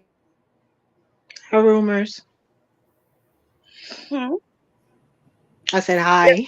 It's Hi. Bella. Hey, babe. So yeah, that's pretty much all I have to say. To our educators, please be, all the warnings Conscious put out there, because the pendulum swings both ways. Mm-hmm.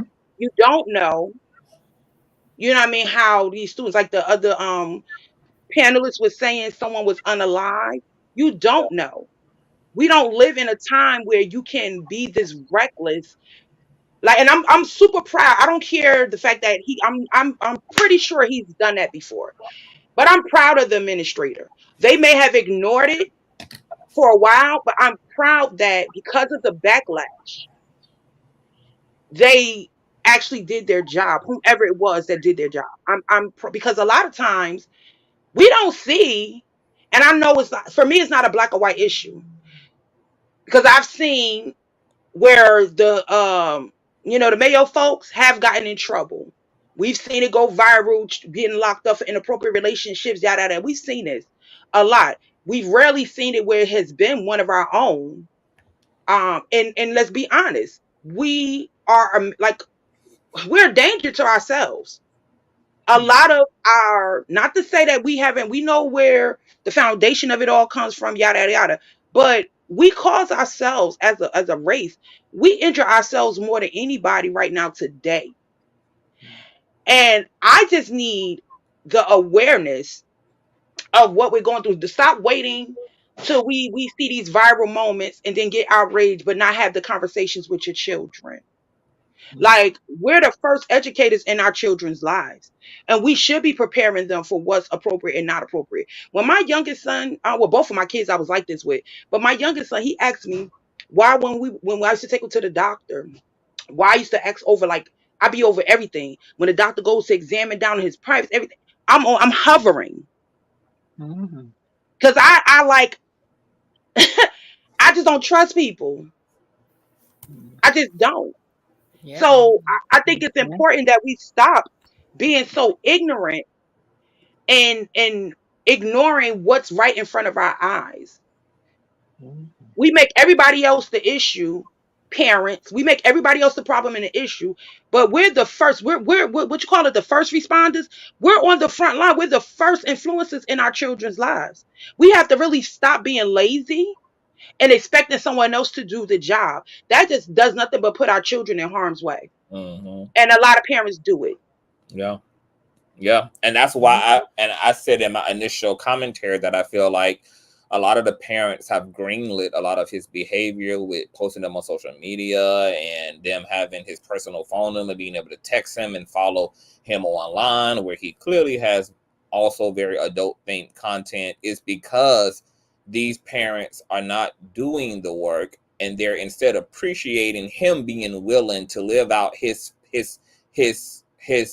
um his parental fantasies by picking up slack with their kids. So they're not going to rock the cradle because he's ultimately willing to do something that maybe they in fact don't want to do for the kids. Like, look, hell, he willing to take up time with them, he willing to da da da da da da da. So we're not going to make no issue out of him. You know, we already tired as hell. We already work a day's work of labor. We got 2-3 other goddamn kids. Hell, he's seen as a damn help.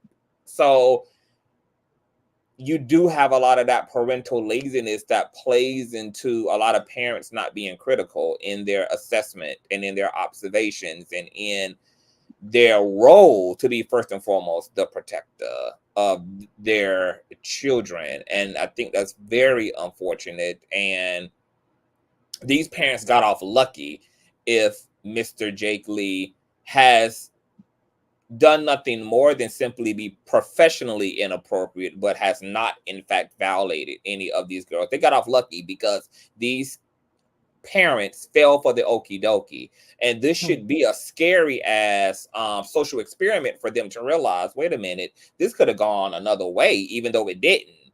This could have gone another way. And because we as parents have not created a strong standard of boundaries as well alongside the school district, we could have possibly allowed our young people to walk right into the belly of the beast had this been a beast that we were talking about. You know, I'm not going to put a jacket on him that he hasn't provably been qualified to wear yet in terms of calling him some molester, but his professional conduct is what's at question and what's been at liberty and what's being criticized. And in some alternative reality, in some parallel universe, had this man been a P word or been a violator, these parents would have single-handedly, as a result of lacking boundary themselves, played right into their children being exploited in the worst ways. But even deeper than that, because like you saying, it doesn't have to be anything sexual. The influence, like, I think it's important to know who your children are talking to, the conversations, things of that nature. If you're allowing this person, because again, braiding hair is an intimate thing. I know a lot of people don't think it is, but it is. And Anything that involves the nooks and crevices of your body is an intimate area, from the inside right, of your mouth Yeah. to the inside of your nose, to between your ass, to between your legs, to in your scalp, to in your earlobe. These are intimate areas of your body. right. Yep. And if Yep. you're allowing this, if you're participating in this level of intimacy, how do we know what other levels? And I'm not talking sexually. I want to keep saying that because a lot of people's mindset is stuck on sex. We understand because of where we live and all of that. But for instance, when I was in the 8th grade, I had a substitute teacher for 3 weeks. This man talked to us about sex, right? And he went into a whole religious spat. That wasn't a part of our curriculum. That was nothing that I actually went, because my 8th grade year was at the school my mom worked at. I was all happy go lucky. And, I didn't think my mom was going to frown upon it because it's a teacher, it's an adult, right? Um, when I went and told my mom was ballistic. She was like, "Oh no!" And she went. Actually, he had they didn't fire him, but they never called him back. He went to another school or something. But my mom went ballistic because I guess we're going to say the same word as grooming. I guess my mom felt like he was trying to groom us or something. But she was yelling at me. And I'm like, I didn't do nothing. You told us to listen and whatever he tell us to do. And she like, that ain't got nothing to do with school. And I mean, that's what I mean as an example. You don't know what level of engagement and conversation and things. Like, let's be realistic. When children idolize someone, you know that person is able to easily influence them. Yeah. So like all of that, because I get the first red flag. I understand most people thought sexually, but I look into the even bigger picture, which, not to downplay that, but like, we don't think about those little things, how seeds can be planted into our children. And then you're trying to override or influence someone that you've allowed access to your children. You don't even know what, like, how they're influencing your kids. Like, we just got to do better. That doesn't take away his responsibility and accountability. That I don't feel like he took accountability. I'm just going to be honest. Well, he didn't. He hasn't at all. At all. But his fake accountability, He active still called accountability. all those who were holding him accountable stupid. Like, because for him, and like I said, I believe the school only stepped up and did what they needed to do because of the outreach, right? Mm-hmm. Agreed.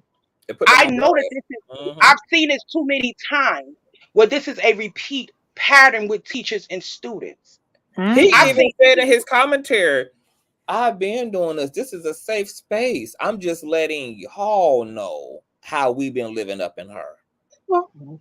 And then the reason why he was comfortable doing it, because he saw someone else do it. Please believe me. This is literally a part of the school culture. And because the school authorities allowed him to do something he technically wasn't allowed to do, but as long as it wasn't creating no stir up and getting no backlash, they allowed his behavior to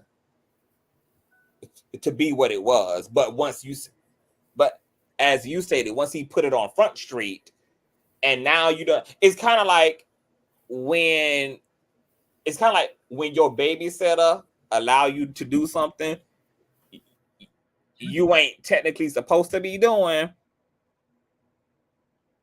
No, that's a bad analogy. But y'all fucking get it. Like, they allowed him to get away with something technically on paper he shouldn't have been able to get away with, but because everybody was cool in the situation, the kids cool, the parents cool, and everybody happy, everybody well, all right, whatever. But like you said, once the shit got put on blast and there was backlash from social media, this put the school on blast, and then they had to act like they abide by the rules they put in place for everybody and had to terminate his ass accordingly. Yeah, but also the video, sorry. Also, the video very dangerous too, that they're not enforcing their own policies as long as it appears that everything is all right. they're not enforcing it because they want this, again, egos. Everybody wants their school, everybody wants to have the top teachers, everybody wants their school to be Mhm. the it school. You understand what I'm saying? Like, so you're putting the safety of your children, of these children, in jeopardy, all for the clout of being the best. It ain't got nothing to do with education, because I mean, I looked at the statistics in this country and they're blaming it on the pandemic, but the pandemic ain't do it. The pandemic exposed how these kids can barely read and write. You have children that's in the 7th grade that's on the 3rd grade reading and arithmetic level. Like, it is really Absolutely. crazy, but they don't, it's not about the education. Now, I'm speaking in general because it's not the whole educational system. There are good teachers out here, there are good administrators, but most of them are full of donkey poo. Okay. It's all about popularity. And to also add on to what you're saying, rumors and tea, like that video where he was fake crying. Remember his response video was not directed to the parents. He was actually reading the messages of the students, right? Yeah. So you as an adult, this guy, red flags, red, red, red, red, UNOV, red flags beyond, is speaking to kids because he knows groomer activity right here, right? If me as an adult, right, have wronged you, for example, Consciouztv, or let's say your dog, let's say you have a pet, your dog comes into my yard. I do not speak to the dog. I go to the owner or the adult and directly respond to them. You know, any situation, an adult responds to another adult. That whole video, he was responding to these kids and they text. And yes, we know, even here in my country, we have teachers who have their kids on WhatsApp chats, but it's only for work, it's only for engagement, for the work. But this engagement was about his action and he was responding to the kids directly. He knows what he's doing. And does. Yeah. He does. That's He why I does. look like women. And he tried to use those kids to make the public who was criticizing him feel bad, like, oh, look at how heartbroken. It's like, nigga, your actions put you in this situation. And I also want to go back to the school situation too. Schools, outside of like wanting students who are graduating and passing and excelling in their curriculum, also want good behavior because it just makes their job easier when everybody is getting along. So I felt like the school also lacked finding another way to create the same so-called safe space without it having to involve them compromising their policies in exchange for good behavior when it came to the young people. Because I felt like the school also put their ambitions ahead of their policy in this case too. Like, okay, we're gonna let him get away with something that we're saying is ethically inappropriate, etc., because it's yielding desired results. But once again, that also now has come under fire, and it's also reckless because the system isn't recognizing the nuance that we're all talking about here. We're talking about young people. We're talking about situations that can get out of hand based upon the way people perceive things, based upon the way students think about things, the way that things get had and done. And this selfishness, once again, goes back to compromising the safety and integrity of not only the students, but compromising the teacher as well. So it seemed to me that between the parents, between the school authorities, and between Mr. Jaq Lee, we have all these entities with their own personal agendas. And nobody could have been, in fact, thinking about what was in the best interest of the kids. Because once again, if had this gone another way, then everybody, all these three entities, the parents, Jake and the school authorities, they would have been looking for somebody else to blame amongst the three, when they're all actually, in fact, working together in their own selfish ambition and their selfish motives. Jake put himself first in this situation. The school put themselves first by by exchanging their policies out for the fact that, hey, we ain't got kids fighting, we ain't got kids beating the hell out of each other, we ain't got kids disrespecting the teachers. This is okay and cool. And we got the parents who don't want no bad phone calls.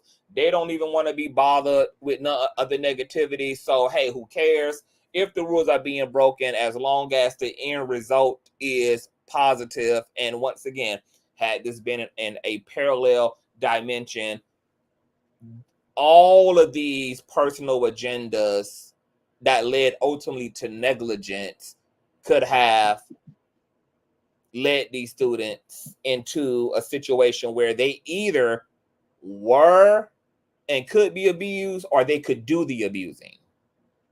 And even not by him conscious, that this is the thing, and I love everyone on this panel. We understand that because they were Black girls, right? As Black people here, we understand that these are young Black girls, right? The least protected, right?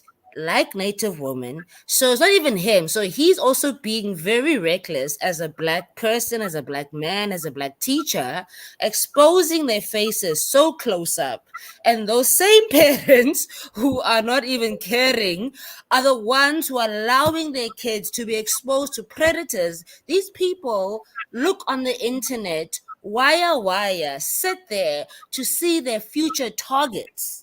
You know, so we understand that Yep. even if he for let's say he was not the predator, but he's opening space up for other, people to abuse and use them eventually, because now their faces are on there, their parents are commenting, and now they're exposed to the rest of the world to be used and abused. He's overstepping his boundaries. It should not be his call to make whether these kids are social media famous or not. These are not his kids. It's not his call to make. And once again, to see how much the parents have allowed to happen tells us everything that we need to know about the parents as well, who were just happy to have a substitute parent in the situation. And two, the parents could be clout chasers too.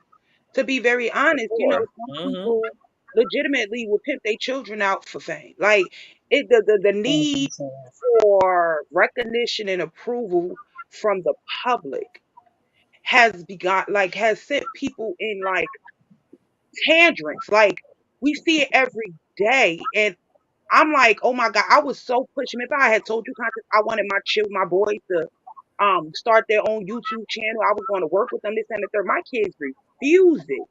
And it was not until a few months ago that I really, like, my oldest son, like, Mom, why you keep trying to push this on us? We don't want to do it. Like, you should just stop. Oh, and I said, why? He was like, man, I ain't trying to have everybody in my business. I started laughing because I'm like, what business? But then, when my emotional intelligence kicked in, right? Because I was in my feelings. When my emotional intelligence kicked in, though, like, my child is telling he does not want that attention. He wants his privacy to remain intact. It ain't about what you want. You know what I mean? When it comes to his privacy. And so I'm like, dang. And this is what I'm also discerning about some of these parents or whatever. They literally will pimp their children out for fame. It doesn't matter if it's local fame, if it's national fame, internet, they don't care. And this is my issue. These adults, most of them are working class people. They know damn well that they don't think that it's necessary for their bosses and superiors and managers to have the right to touch them and to enforce or request physical contact from them for them to do their jobs. So how much more is that necessary for your fucking children to have a respectful relationship to their teacher? You as an adult know that that's not necessary to cultivate a decent workspace. So why would you think that your kids have to participate in touching all over their teacher in order to foster community and safety and comfort? That just, I'm not understanding. The same way they do it when they try to when their kids are like child stars, when they're taking their kids into the industry. They'll sit with them on the casting couch. Once they get a manager, they'll leave their children with the manager. Like, it is so, like, man, it's crazy as hell how our children really, like, we wonder why these kids are the way that they are, showing up in their actions are telling us, you guys have dropped the ball. You did not protect us, and we're angry as hell. We have no respect for any of you. This is why these children are like this. It's even though I don't agree with it, I can relate to it. This is why they're like this. And my heart always goes out to the quote unquote problematic children, because I have enough common sense in my own past experiences have shown me why they are like this. You know what I mean? Like, these kids don't have any productive outlet to really tell, like, because parents don't want to hear this. What we're talking about right now, parents don't want to hear this. They don't No, want to hear this. They never want to take accountability. because it gives them a more responsibility in the matter. Yeah, they never want to Yeah. take accountability for dropping the ball and abandoning. Like, you are part of the problem. You're the, like, again, you're the first responder. You're the first line of defense for your children. And I you're not find it doing so your job. Go ahead. I'm sorry. sorry. I find it so funny. I'm not sure if you guys remember that lady who is a ballerina teacher, black woman, who was sitting in a car and saying how these kids were unruly, but they were Yes, dancing to yes. Yes. Yes. Yes. Yeah, that lady, right? So now she's in her car, right? She's a teacher, ballerina teacher. She did not have to like zoom in, pan, take videos of the kids to bring her point across, right? About the struggles of being a teacher. She was sitting in a car just talking about it. She didn't mention the kids. We didn't know which state, which area, but she could still use her platform, right? So people are saying, like, okay, we live in a world where people use TikTok and all these platforms for clout or whatever, but she still used her platform but not expose who the kids were, visually, Yeah, and still spoke on a problem she had that she exactly. struggled with in the set. You know what I'm saying? So for this bra, he's used these kids for free labor, Yeah, in for every his sense of the clout. word. It But almost gives in you every the sense of the word, it gives and you the sense as though, like, what you call them people again, on people that like a trafficker. Like you were saying, like, put the kids on display. Like, I don't know, like, people just y'all, people ain't thinking, like, everybody is just so robotic and just like, where is the common? people are checked out, and it's because people are they're living their lives unintentionally. Most children are coming to the world accidentally. And that's a part of the problem, is these non-purposeful pregnancies. It's these pregnancies that are just a result of my relationship to said person, my unprotected sex. The kids are just a byproduct. And when you're not living intentionally and you're not being intentional in your living, in your creating, in your manifesting, that's going to show up in the way that you either care or lack care for that which you have manifested. And so I think a lot of this recklessness at root is birthed out of people not realizing that you are bringing forth a single-celled organism that is going to require some feedback in somebody's phone. Let me see. I don't know whose phone it is. Oh, I think that was in my demi. But there is that you're bringing forth a soul that is going to require they're going to require love from you. And it is not obviously benefiting us, as we can see from the school shootings, as we can see from even the tripled suicide rates of young people taking their lives, young people taking the lives of their parents, young people becoming terrorists and menaces. That there's a root cause here, and that root cause here is bringing life into the world is being taken far too lightly, and people are dropping the ball spiritually, emotionally, and physically as it relates to the raising and the caring and the cultivating of young people. And as a result, young people are being left to be subjected to circumstances and situations that are changing them for the worst. They're being left to end up in the grips of abusers, and they're being left to their own devices.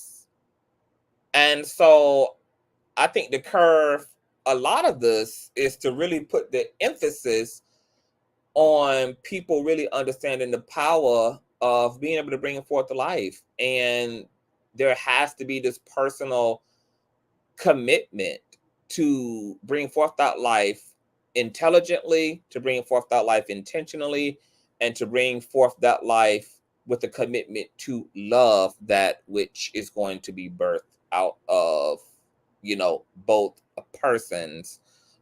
These kids being a byproduct is leaving them to be thrown to the wind, to be thrown to the system, to be thrown through the school, the prison pipeline, to be thrown to just anybody who would care for them, alternatively to their parents. And this emotional abandonment is making these kids angry. It's turning them into bullies. They're acting out as a result of being thrown away, casted away, being unloved, having emotionally unavailable as parents, having parents and guardians who have not overcome their own trauma. That trauma is being transferred through the treatment of the young people. I mean, it really boils down to the root of the parents in this case. And I really feel bad for these young people who are being birthed out of everything else but love and intentionality.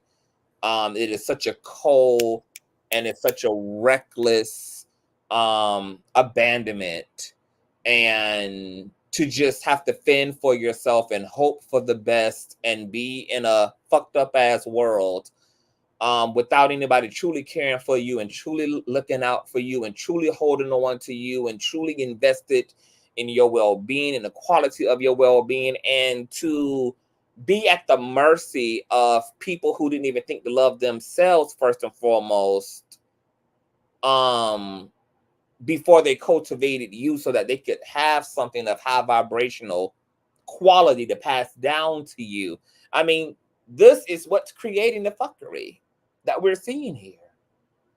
And at this point, I ain't even mad at systems like they got over in China where they're mandating, you know, one child per couple and all of this shit, because it increases the population. And then once again, this unintentionalness behind kids is leading to the future of the supervillains of tomorrow.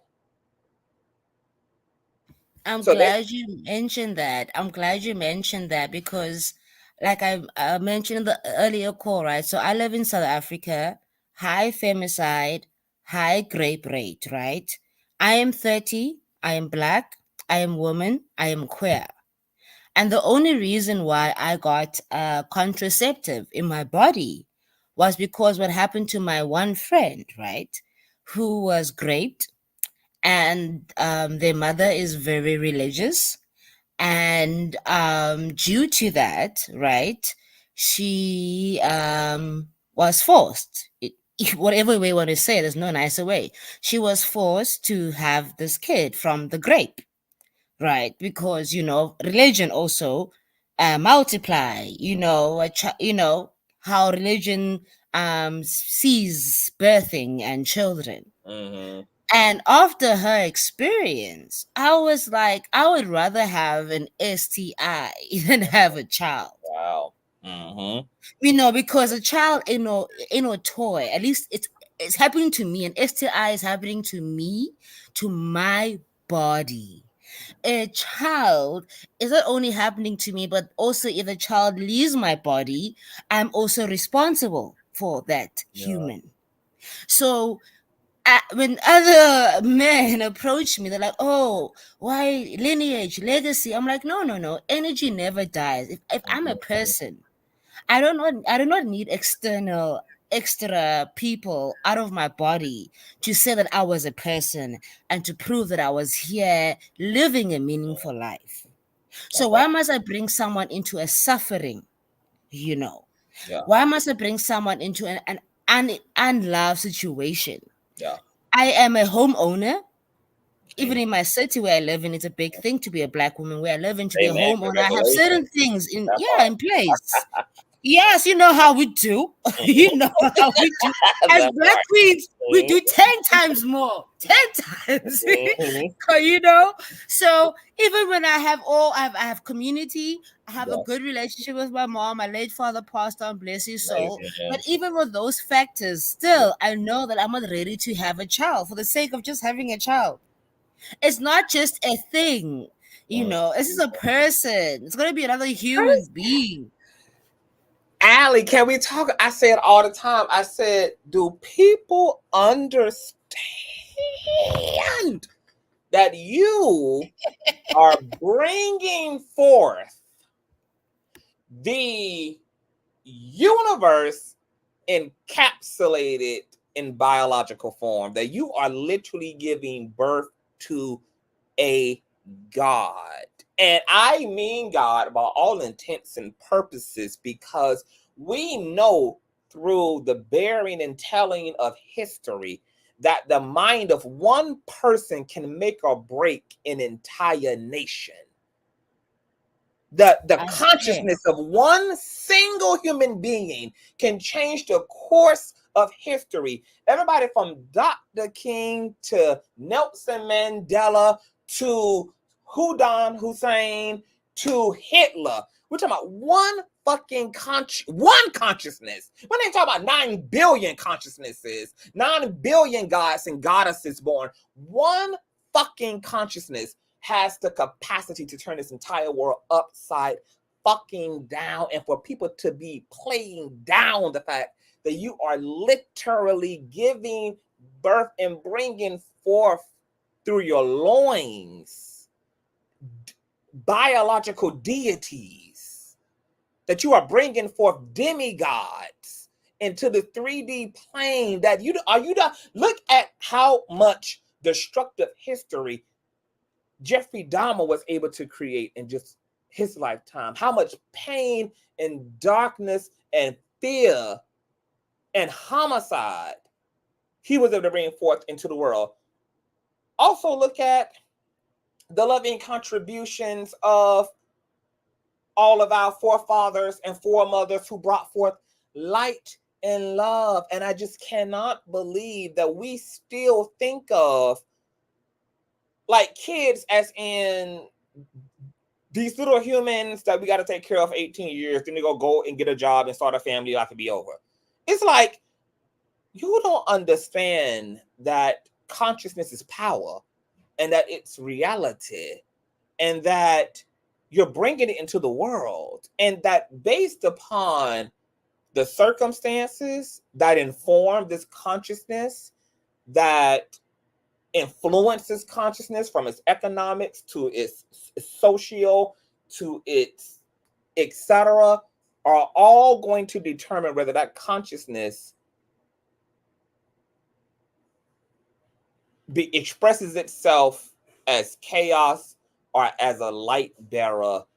Is just, I mean, it's I can't even, I mean, this is the thing that has kept me from having my own kids, because I'm so aware of the consequences of not being prepared to have that level of responsibility and cultivating a consciousness that could make or break the family, that could make or break the community, that could make or break the country, that could make or break the fucking world. Look at how much shit our presidents have been able to bring forth, good and bad, into the fucking world. Look at how upside down the country was during the reign of Trump, or during the reign of what's the man name? What's the white man name? 9/11, the president. Bush. I mean, like, look at the shit? Like, we're talking about one person's ambition in the world, one person's vision for the world, one person's drive and motivation to the world could lead them to navigating their life toward the access of power and resources in a way that either contribute to the elevation of humanity or the damn extinction of it. I don't understand how we are playing down the manifestation of young people in the world and their fucking power and ability to impact all of reality, not just their fucking little isolated reality, but that human beings have the power to change the face of the fucking planet. Do we realize that one mind was behind the invention of nuclear power, of atomic power, the consciousness that created that level of destruction, the consciousness behind man-made chemical warfare, that consciousnesses conspired to create a pandemic, conspired to create terroristic events. Also, powerful consciousnesses came forth to create oases of hopes like hospital and social work and inventions that contribute to the growth and the sustainability of humanity. And here it is, we think of children as just some byproduct of fucking or some cutesy little accessory to our marriage to complete our little nuclear fucking family. Like, bitch, do you understand that this is not something we should be fucking playing with? And that to want to be behind the growth and the nurturing of another being who has divine capacity and identity is one of the most sacred and one of the biggest responsibilities and contributions you're ever going to make. It's not only what you do with your own consciousness, but how you nurture the consciousness of all the other consciousnesses you have under your authority. It sickens me that people literally just be birthing fucking people into this world without a care.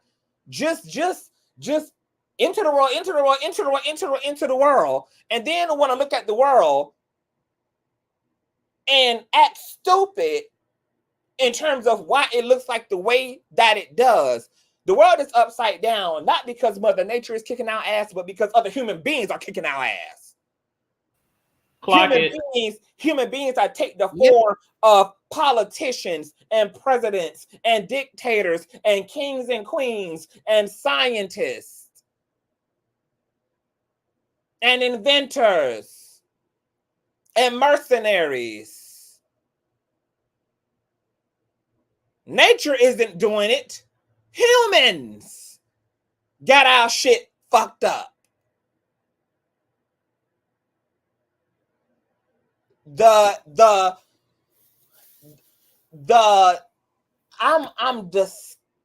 It's not even disgust. I'm flabbergasted by how non-sacred we think of our reproductive organs. How that's no longer a sacred act. That's no longer a sacred alchemical act. That's just literally a base level biological function that is the result of somebody busting a nut inside of somebody else. And your only job is to make sure that they have winter coats, summer visors, and beans and weenies on the table until they're old enough to get the fuck out of your face. But conscious, I'm sorry, I'm laughing at the visors. But also, I think when we speak on this, right, people will usually bring the classist argument. And it usually that the poor people usually get the brunt of this. People think that we're saying that poor people shouldn't have kids. No, we're saying even the person who birthed George Bush shouldn't have birthed George Bush. You know, this is not a thing of saying class. It's like even the monarchy in Britain, like the reason why we have them is because the poison kept on birthing and indoctrinating the poison into these children and saw them as mechanisms and tools to push the agenda and not as people. And we have 7 billion people in this world. I'd rather have 5 people in this whole world than have 7 billion people and look at where we are today. And I know this conversation usually comes to a classist thing. So no, are we telling people not to birth because, you know, poor people? No, we are saying it's just not about, it's the quality of the parenting. That's it. Quality. We want quality, not we quantity. want people in the world. There's enough clearly Mother Nature welcomes the birth of entities. It has more than enough resources to supply all mothers and fathers, from whales to elephants to deers to human beings, with food, with shelter, etc., to go around the world several times over. Like you said, the issue is the quality and the lack of responsibility and nuance to parenting that is not being prioritized, that is leading to a continual growth of the criminal justice system and the resurrection of prisons to fill up, that's leading to these systems of exploitation who are depending on this unconscious manifestation of children in order to foster the dark side of our economy, which is literally what the whole school to prison pipeline is all about. It's capitalizing off of unconscious as people being unconscious as hell, filtering slaves unto the system and captives of war into the damn system for the material benefit of those who are authoring this fucking confusion in this matrix to begin with. Like, it's the lack of hands behind the wheel and being lucid in life. It's the lack of lucidity. It's the lack of consciousness that we're operating out of. It's the recklessness and irresponsibility of it all. It's the disconnectedness and the egotism and narcissism and the willingness to be reduced to our primal base level instincts as humans, which is just survival, that is contributing to the destruction of our world. It's all of that. It's moving away from these pagan ideas that deepened our relationship to Mother Earth and let us know that there was no difference between us and her, and that whatever was done to her would be done to us and vice versa. It was about understanding these parameters and this dance between spiritual laws and natural laws, our places as stewards in this on this land mass, etc. Its job and priority and all of this. We've just gotten so far away from it all, and that's why I'm not confused at all. I'm not confused about why she looked the way that it looks, and I'm not confused about why it's going to get worse. It's going to get far worse than what it already has been. Also, the system conscious and all of us here, like even like Rumors and T has mentioned, like we're expecting these teachers to raise these kids, right? There's no, like, people don't have any like petrol, like energy in them to, even as a community, take care of the kids you don't want to take care of. We all burnt out, you know? So even like on a spiritual, everybody's tired, you know? Yeah. So now there's more kids than what even us spiritually or physically, financially, we can handle, you know? Human beings that we can handle on a capacity where they need, like, you know, that care, that love, you know? These shooters at these schools coming from like these rich family homes, you know, that typical stereotype. Even that kid from that home We don't even have capacity to hold that kid. Or that kid, you know what I'm saying? There's no, so like we're pushing out humans faster than we can even handle and think and create consciousness for ourselves. Facts. And And that's why I'm so against pro-lifers, because oftentimes they lack nuance. It's like, it's how you gonna be pro-life without any priority of changing the system that perpetuates the quality of life for those that you want to make sure come into the world. Like, we're dealing with the end result here, which is bringing them into the world. The question, like you said, is really, what fucking world are we even bringing them into? And don't you want to correct that before we begin to continue to encourage life and to stop women from being able to abort their children because they are aware, unlike the pro-lifers, of what type of life this adolescent life is going to be inheriting. Like, pro-life should also come with pro-quality of life. Those things have to collaborate together. We're not doing anybody a fucking favor by not dealing with the conditions of the house, but being persistent about filling that motherfucker up with people. Because if that house is ratchet, if that house is in trauma, if that house is in breakdown, if that house is in chaos, these are all of the insidious makings of adults who are also, of young people who unfortunately are going to become adults who act as agents of that chaos that molded and sculpted their identities and their perceptions of themselves. At the height of racism, I even was thinking about, damn, like, what world am I really, do I really feel comfortable bringing forth? Like, I'm raising children right now. I'm raising nieces and nephews. But in terms of like bringing forth my own kids, I don't even feel safe enough as a person in the world to be comfortable even bringing my own kids into this world. Like, how dare I even want them here when I gotta carry a damn, I have to have a license to carry walking out of my own damn house, when I got to look over my own damn shoulder, when I don't even feel completely secure in this system. And what we productively do with that fear is not just stay in fear and say, okay, we're just not going to produce because the world is scary. This then should productively drive a motivation to change and correct the problems in the system, so that we can have environments that can foster the best aspects of consciousness, that can give souls and people the best shot at showing up and becoming their best selves and contributing to their own lives and to the greater whole, in the name of all things good. And this really just isn't rocket science. It's not fucking rocket science.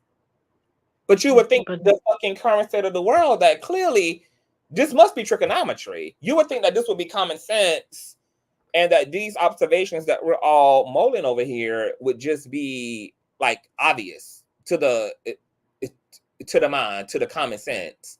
But I see that common sense ain't so goddamn common these days. But the root cause, yes, it has to boil down to us taking responsibility as people who have reproductive power and being intentional in terms of the circumstances in which we are bringing forth souls in, not only environmentally, but also what part of our consciousness are young people being birthed out of. Because I was just telling a young person in my life right now, because we was having a conversation about parents, and how like their parents really scrutinized them for being super different, etc. And I was saying, what's funny is that a lot of parents don't realize that when they have children and young people who they believe is different from them, like, oh, I don't know who you came from, you must get this from your daddy, or this must be your mama. Because we don't really understand that this thing is coming out of us, a lot of parents don't even understand that they've given birth to their alter egos. They've given birth to the shadow side of their consciousness.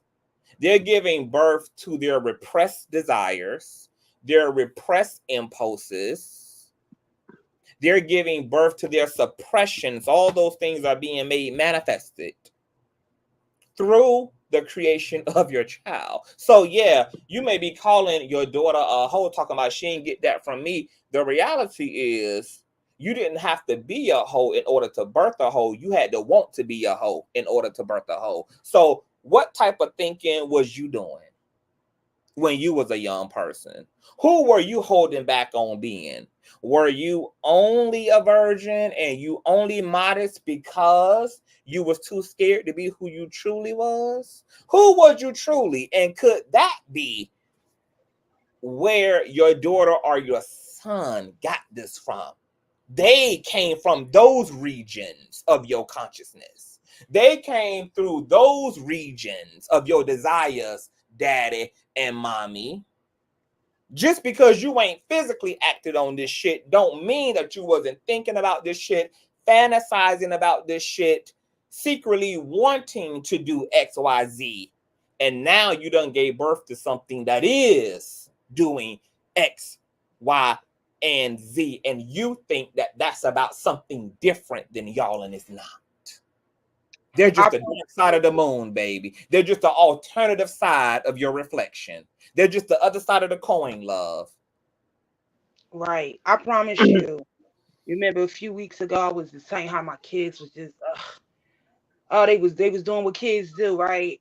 I had the light bulb moment because I kept saying my oldest son, I just couldn't put my hand on it, the behavior, and the light bulb just came on. And I was like, oh my God, this my energy. The energy felt so familiar, right? But I'm like, I want to did it this way. I wanted to, all of those things parents do. And then like the light bulb, somebody just came and turned it on. And I was like, oh my God, that's my energy. That's why I recognized it, because it was my, past energy. Or, you know what I mean? I'm like, and parents, we got like, it's the fact that we want to acknowledge children as human beings, but then we want to ignore them as human beings.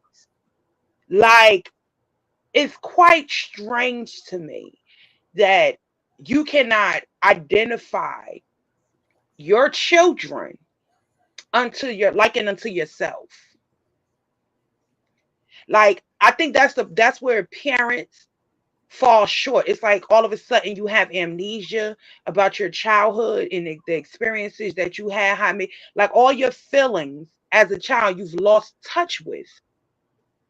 And I think that is very important for parents to stop getting offended at your bad parenting, acknowledge your bad parenting. Like when you love someone, because we all have for those that are raising children and those that actually parenting children, right? We've all made mistakes, if you want to call it a mistake. We've been all been flawed. We haven't always made the best decisions in our parenting. Admit it, acknowledge it, have conversations. I think we've said this a million times on this platform. Have the conversations, the uncomfortable conversations with your children. Like, you don't have to prim and prop your life up because I don't know if it's an embarrassment or what it is where parents don't want to acknowledge the children as being human. But when it comes to even acknowledging themselves as being human so that the children can identify, recognize, and connect, that's bonding. That's healthy. But you know what, too? I think it comes from this lack of standard being placed on the power of manifesting through the womb, like the fact that people aren't given a standard, the fact that like in these systems, we can just get pregnant because we want to be pregnant. We can just have children because we just fuck, or like there's no protocol, there's no rule, there's no whatever. Like anybody can procreate. You can procreate under any circumstance. You don't have to answer to anybody for it. You don't have to speak to anybody for it. And I don't even think it should be necessarily regulated, but because I understand the issue that can create when you get the government into regulating certain shit. And then I think because it's unregulated, our go-to script generally in society when it comes to kids and parenting is authoritarian. And I think that this authoritarian attitude causes us to dehumanize kids the way that sexism dehumanizes women, the way that homophobia dehumanizes queer people, the way that, you know, like it creates this dehumanization. It doesn't allow you to when you are playing and placating to the role of I am an authoritative figure.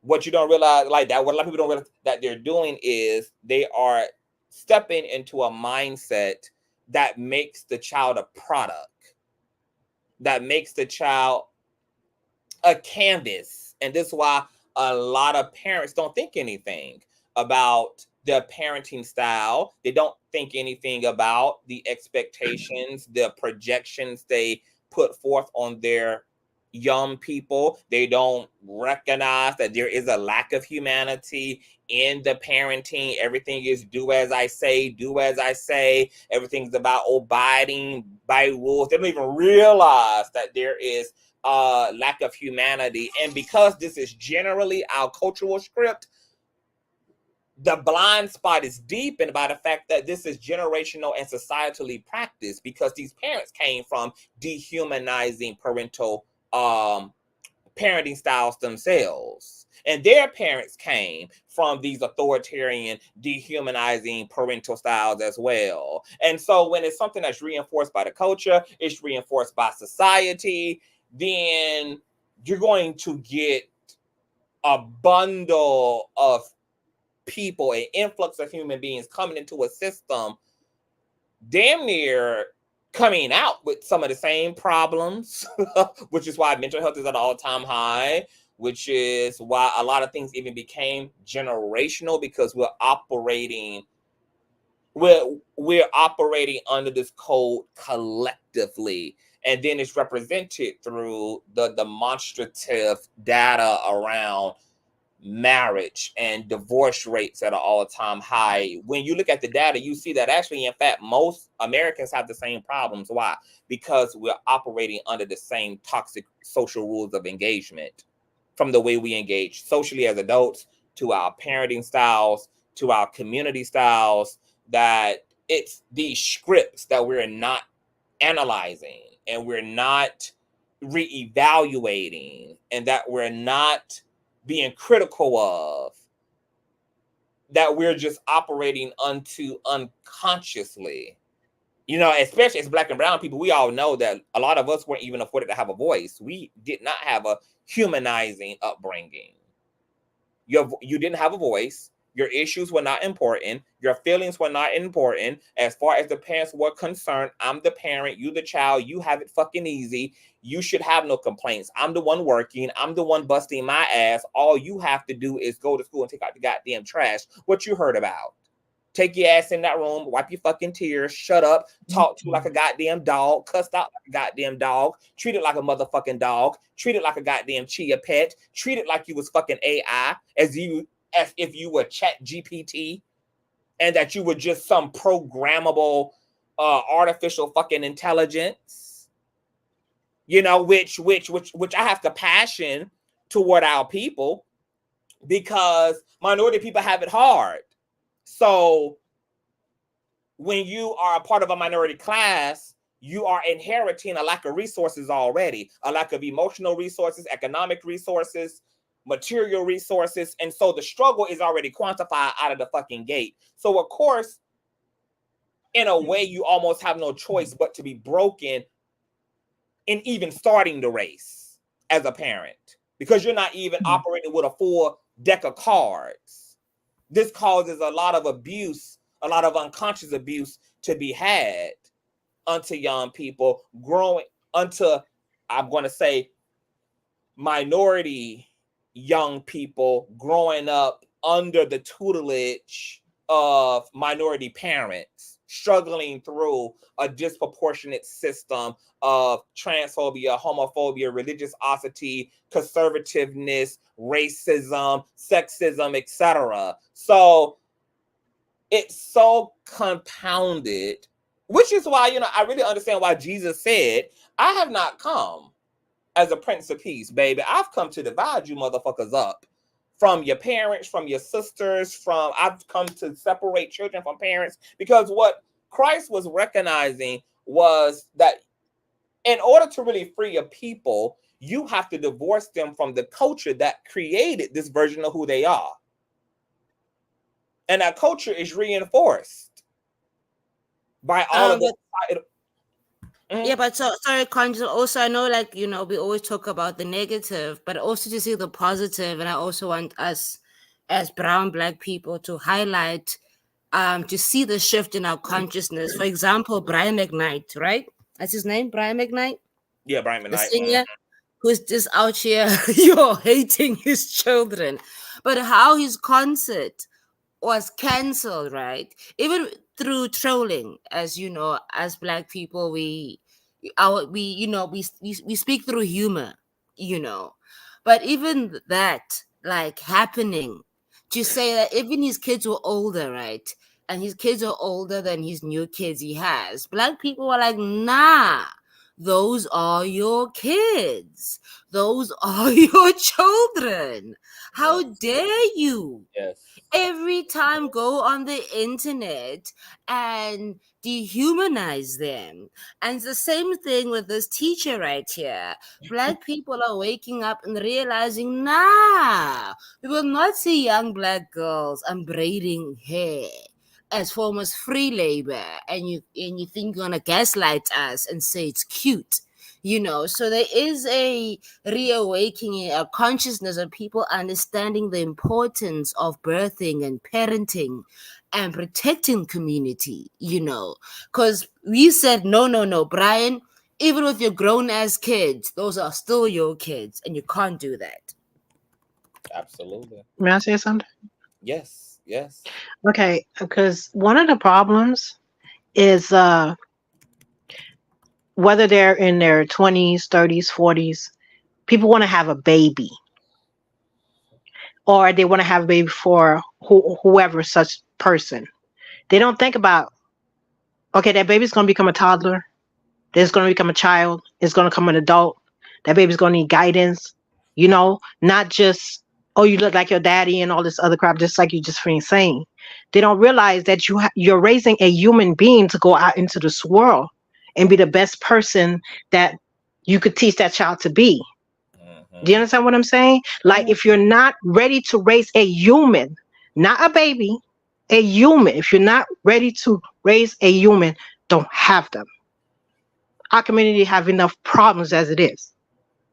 And they get stuck on, I want a baby, but forget that baby is going to grow. One day become an adult. And just like you said, look at Hitler. Look at all these people. Yes, we have positive people that brought stuff into this world. And we also have negative people that brought stuff into this world. But stop with the, I want a baby. This baby is going to one day be a human being that may change this world. Did that make sense? Yes, that's exactly what I. Yes, because that was all part of my speech. Even when my siblings were thinking about having children and had children, the first thing I said to all of my siblings, I said, I know that y'all don't mind being parents, y'all don't mind being mothers and fathers, but have you considered also who you're bringing into this world? Are you prepared to raise a neurospicy individual? Are you prepared to raise a queer person? Are you prepared to raise a handicapped person? You don't know what's coming down the canal. Are you prepared? Because like most people, unconsciously, you have went in with a certain expectation unbeknownst to you. And you need to get rid of your expectations. You don't know who's coming through this canal. You don't know who's coming through this vortex of creation. And are you also prepared and committed to providing the healthiest version of yourself to this person for the rest of y'all's life? Yep. Because that's what your obligation is. Yep. You know, I'm super proud. I've been bragging forever, for like the last 3 to 4 years, on the cousins and nieces and all of them in my family, the generation after me. I'm so proud that even though there's a minority, I'm just proud of them, because like these young ladies and young men have decided not to rush and be teenage parents. They're career driven. You know, they're like, I'm talking about homeowners, business. Like, I'm talking about these people that are like not even close to 32. You know, it's like a boom.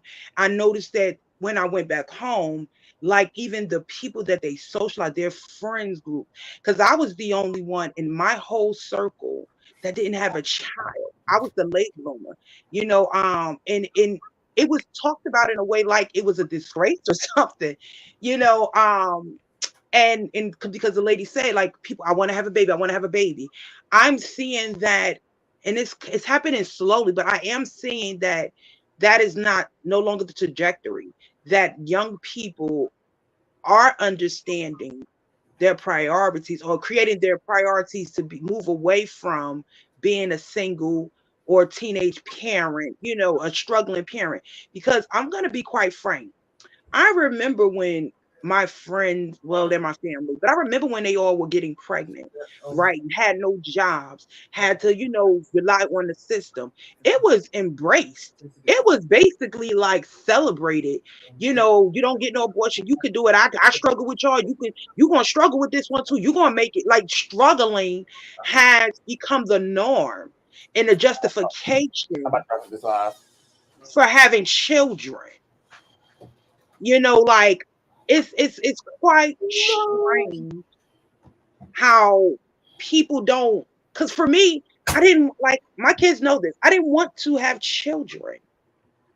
I love that I could come and go, and I could be as ambitious as I wanted to be. And the only responsibility I had was to myself, right? I loved it. And although I'm grateful that I became a parent, I'm glad that I waited, like, you know, till I had already had some establishment in my life. But unfortunately, as a race of people, we're taught that it's okay, no matter what the circumstances are. It's okay. We're supposed to struggle. We've been struggling all our lives. This is what we're meant to do. We're supposed to struggle. And I just think that is sad. I think it is really sad. I don't know what the solutions are, if there's even, you know, a one solution or multiple. We gotta do the work. That's the only solution, Anya. We have to do the work. We have to become present. We've got to take full accountability for our lives. We have to take full responsibility for the choices that we're making. And we have to raise our level of expectation and standard of ourselves. I understand that, but conscious what I like, where, okay, it begins with self, right? Individuals, right? But where do you go? Because one thing I always do, although we're not supposed to try to emulate any other culture, right?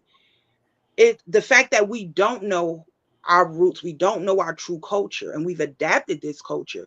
Where do we begin as a whole to change this trajectory? Because, like, for instance, let's take Latinos. When they become impregnated, they have a whole list of ethical, like, you know what I'm saying, their ethnicity, like, what they do, their culture, like their teachings and preparations and things of that nature. You see it with the Uwish people. You see it with, I mean, even with our sisters and brothers in Africa, right? There are certain values and things that are taught before they even become parents, like teachings and yada yada yada, that helps them raise their children. We don't have that. So where do we begin to find these things out, these things that will help community build, raising our children, making sure they're productive citizens and human beings? Where do we gain that access from? I think that technology is a big help to us having access to all type of ways of life, to information, to conversation, to examples, and to ideas. And I do understand that a big part of the problem, like, it's going to have to play itself out because it's already here, which means that we can't even save a big chunk of what already is, we can only like course correct now and wait till some of what has already been created and what's already like going into the furnace to just play itself out and to go into the furnace and be destroyed, while those who can be saved have to literally use their lives right now to be a part of the solution.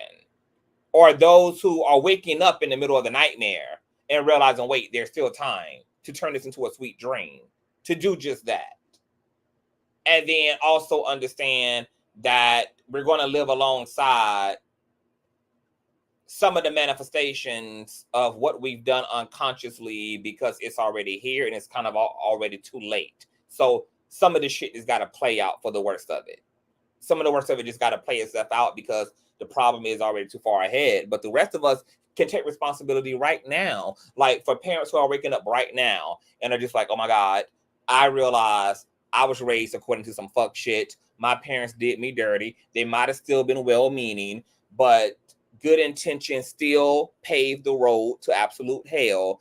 And I have realized through my own parenting that I've been perpetuating some of the same harmful shit. I'm going to change right now. I'm going to course correct right now.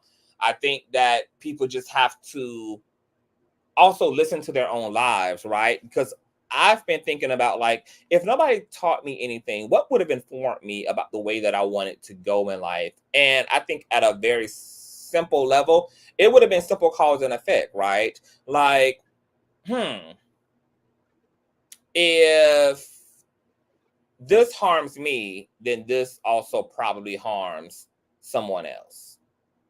Probably shouldn't perpetuate that behavior. Or if I want the liberty to show up and be different, then I also have to be somebody that embraces other people showing up and being different. That don't mean co-signing bad behavior, but showing up and different in terms of like what people believe, how people dress, how people choose to just live their personal lives, and those like areas of our lives that don't impact nobody but ourselves. They don't create harm or push harm upon other people. They're just our own personal preferences in life. Like, I may want to be a hoe in my personal life. You may be, more modest. Like, fine, people can get in where they're fit in at. Or I may want to be tattooed. You may want to be pierced. Or you may be Christian. I may be atheistic or whatever. Like, when it comes to those type of things, but like whatever I want for me, it almost goes back to the first two commandments: love thy God with all your mind, heart, and soul, and then to literally treat people how you want to be treated. Ultimately, is really becomes the common sense way in which we start to change the world. I don't want to be bullied, therefore I'm not going to do the bullying. Yeah. I want to be safe, therefore I got to make other people safe around me. I want, like, it's about literally realizing what you want that reinforces your happiness and your sense of well-being, and then being willing to offer that to everyone else, and realizing that that's the only way to have the world give to you is by what you give to it. So everybody understanding that they have to model the way they want the world to be through their own behavior. That it minimalizes a lot of the hypocrisy too, and the contradiction, because once again, you realize you can't ask for something you ain't willing to give, and you can't expect other people to be what you're not even willing to be, and that it's only fair to ask for what you put into the system. It's for what you to get out of the system. And if everybody just literally started there, like even for people who believe that they're on different sides, like, no, I'm a Christian conservative and I do not believe in, progressive people, and I don't believe in individuality. That's interesting. But you believe in your choice to be able to be a Christian and to be a conservative without a witch hunt against you. So you got to take that in principle and give that to everybody else too, and understand that you ain't got to like the progressive individual, but you got to respect it. Yes. Respect because every. you're making a choice to be who you want to be without expecting to have resources stripped from you, without expecting disrespect to be had unto you. Therefore, you got to boomerang those principles in which you live your life by unto other people. And I always bring this up, like when that whole conversation was going on years ago in the country, where Satanists were wanting some of their monuments and statues and symbols resurrected on the lawns of the State House and the White House, and they were creating conversation that is unfair, that Christians practically get to resurrect their churches and their crosses every damn where, but that they don't get to have their Baphomets and their systems, you know, and their symbols also personified onto this country. Even though I'm not a damn Luciferian and I'm not a goddamn Satanist, the reality is I participate in religious freedom myself by choosing what my spirituality is. I indulge in the privilege of having choice to believe what the fuck I want to believe. So that means that I cannot participate in legislating other people out of their religious freedom. That I have to, in principle, stand behind somebody else's choice to have whatever spiritual worldview they so desire. And if it's been fair and I have indulged in a system that allows me to put a cross outside my home or to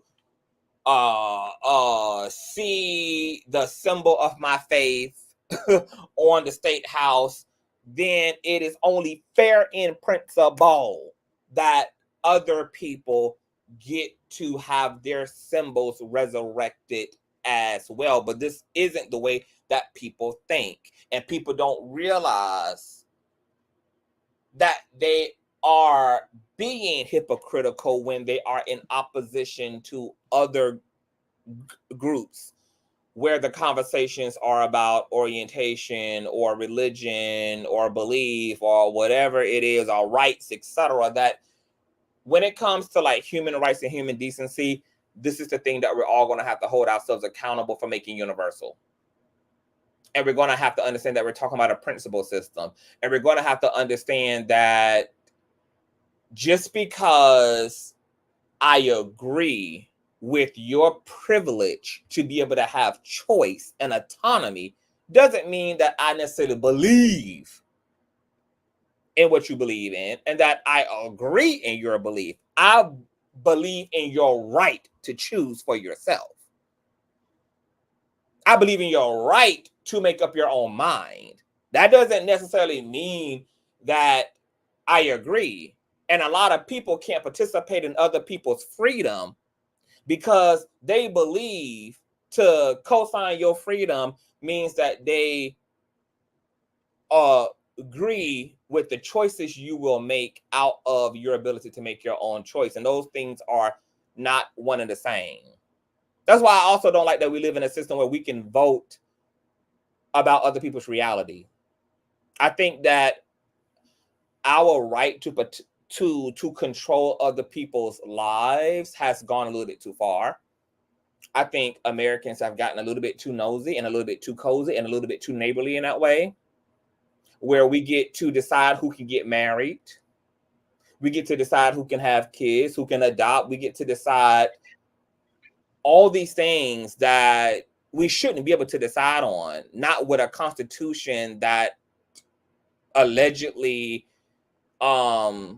universalizes every human being in the context of we're all come from a single source and that we're all endowed with certain inalienable rights. And that to simply be a human being means that you inherit and are afforded a certain level of universal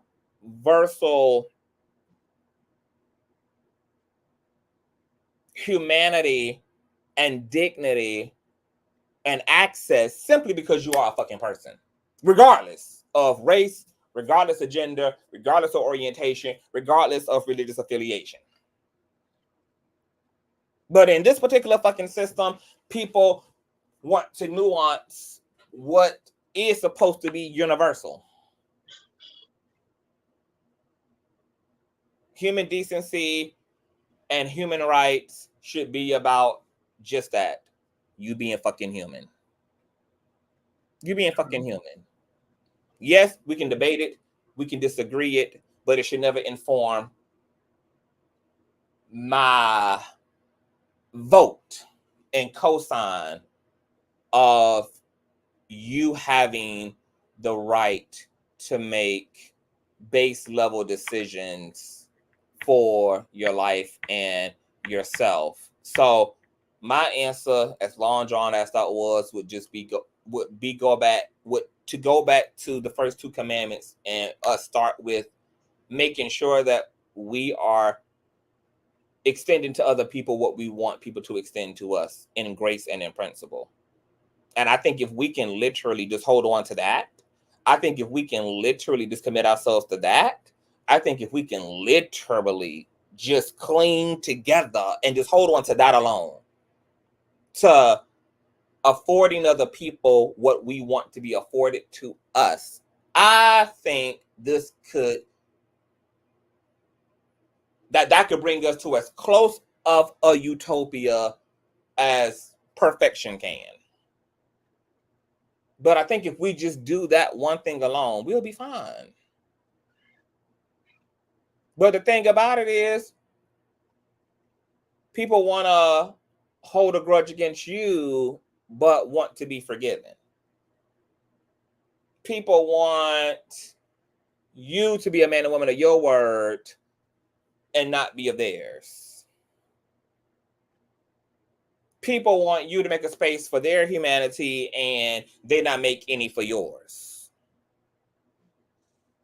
People, it's the double standard, and it's the entitlement, and it's the selfishness of it all that's really hindering humanity. We are not being a fair people, and we don't see all people as people. On the point, Conscience, that we don't see all people as people, I feel like children also, coming back to what the live was about, that children are also not seen as people, right? That children aren't being allowed to be children, in their essence. Because we as adults or the parents or society have been so selfish.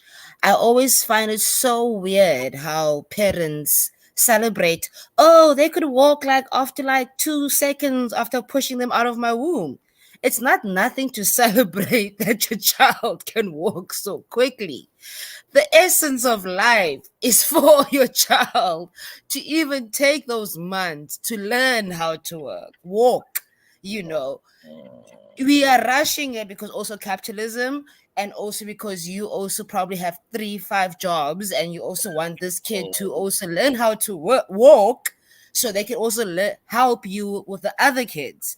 But you see how we can also help the issues of the world is if we allow children to be children, to play, to really play, to take that time to learn how to walk, to learn how to talk.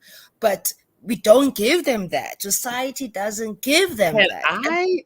Can I talk a little bit about that, Allie? Sure. Because I have always said this too. Childhood is very important. That's also something that I want people to realize is a part of the satanic ploy to corrupt society, which is that they are extincting childhood. And there's literally data around us how childhood is literally gone extinct.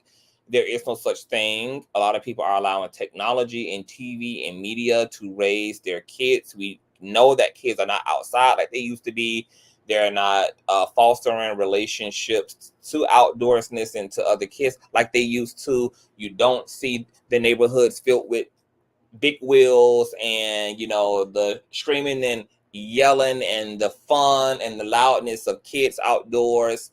And this is causing an escalation in the premature maturing of the mind, a premature maturing of consciousness. And I always tell people that I think one of the things that has kept returning me back to a happy base, regardless of how dark my life has gotten at times, regardless of how dark I've gone at times because of circumstances in my life, that somehow I'll always make it back toward the light. I fully contribute that to having such an incredible childhood. Because to your point, Allie, my parents were classic Southern parents, and we were allowed to, you know, have a childhood. We played PS5, we had sleepovers, we rode our bikes, we were outside, we got dirty, we played in the trees, we had a childhood. We, like, the focus was on us being happy and us being able to be curious about life and us being able to just enjoy nature and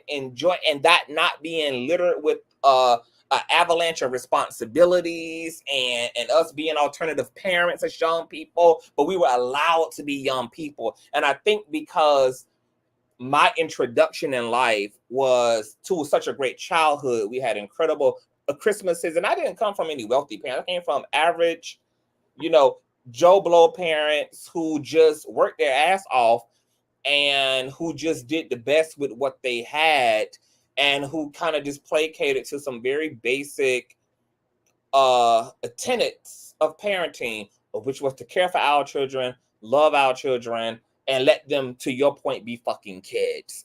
And as a result, I realized that this is the childhood joy that I return to. Our childhoods are essential. And this is why no matter what your issues is, whether it's in your marriage, whether it's in your friendships, whether it's in yourself, that typically counselors and therapists take you back to your childhood, your most formative years. What happened during that time as a young sponge literally creates the foundation for your life. And so allowing young people to be young people, and that may be a luxury, right? Because if minority people are giving birth to minority children, then there's going to be minority people who look at their children as a utility more so than as a human being. Like, okay, this is okay, you of age, you can help me to raise your younger siblings. You're 13 now, being a substitute mom, being a substitute dad.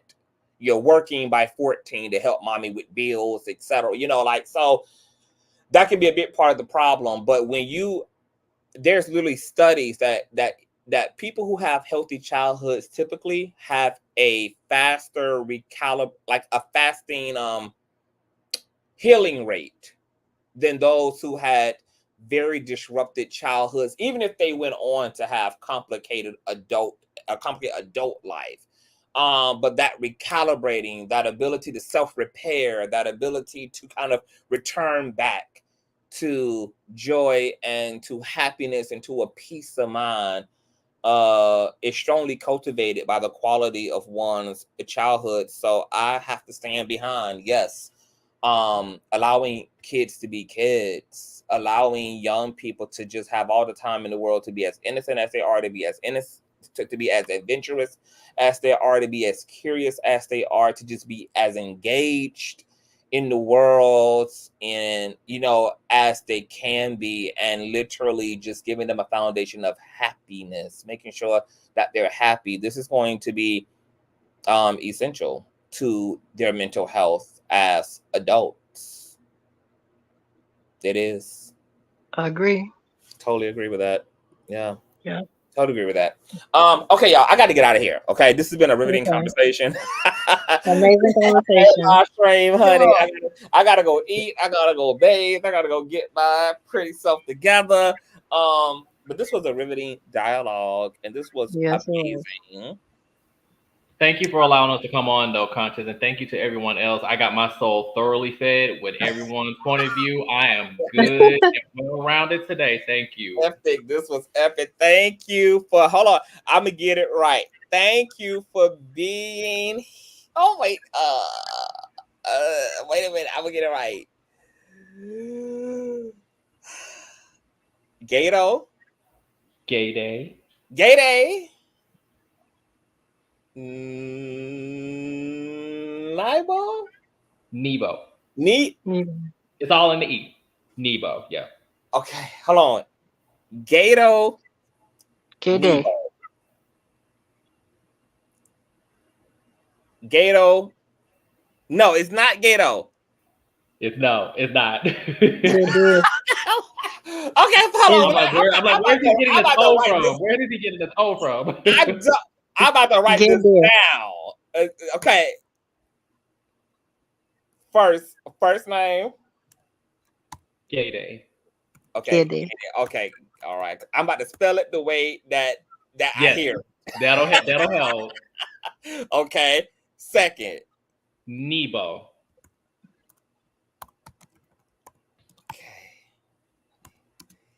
Gay day. Nebo. There you go. Forever corrected. All right, I stand corrected. My soul is thoroughly. Yeah, but this was a fulfilling and very enriching. And shout out to all the people who got their life off this conversation. So many of the chatters was just getting their rocks off and loving the vibe. I tell you, honey, we press the gas on these subjects. Like, we do actual commentating over here. We don't just do reporting.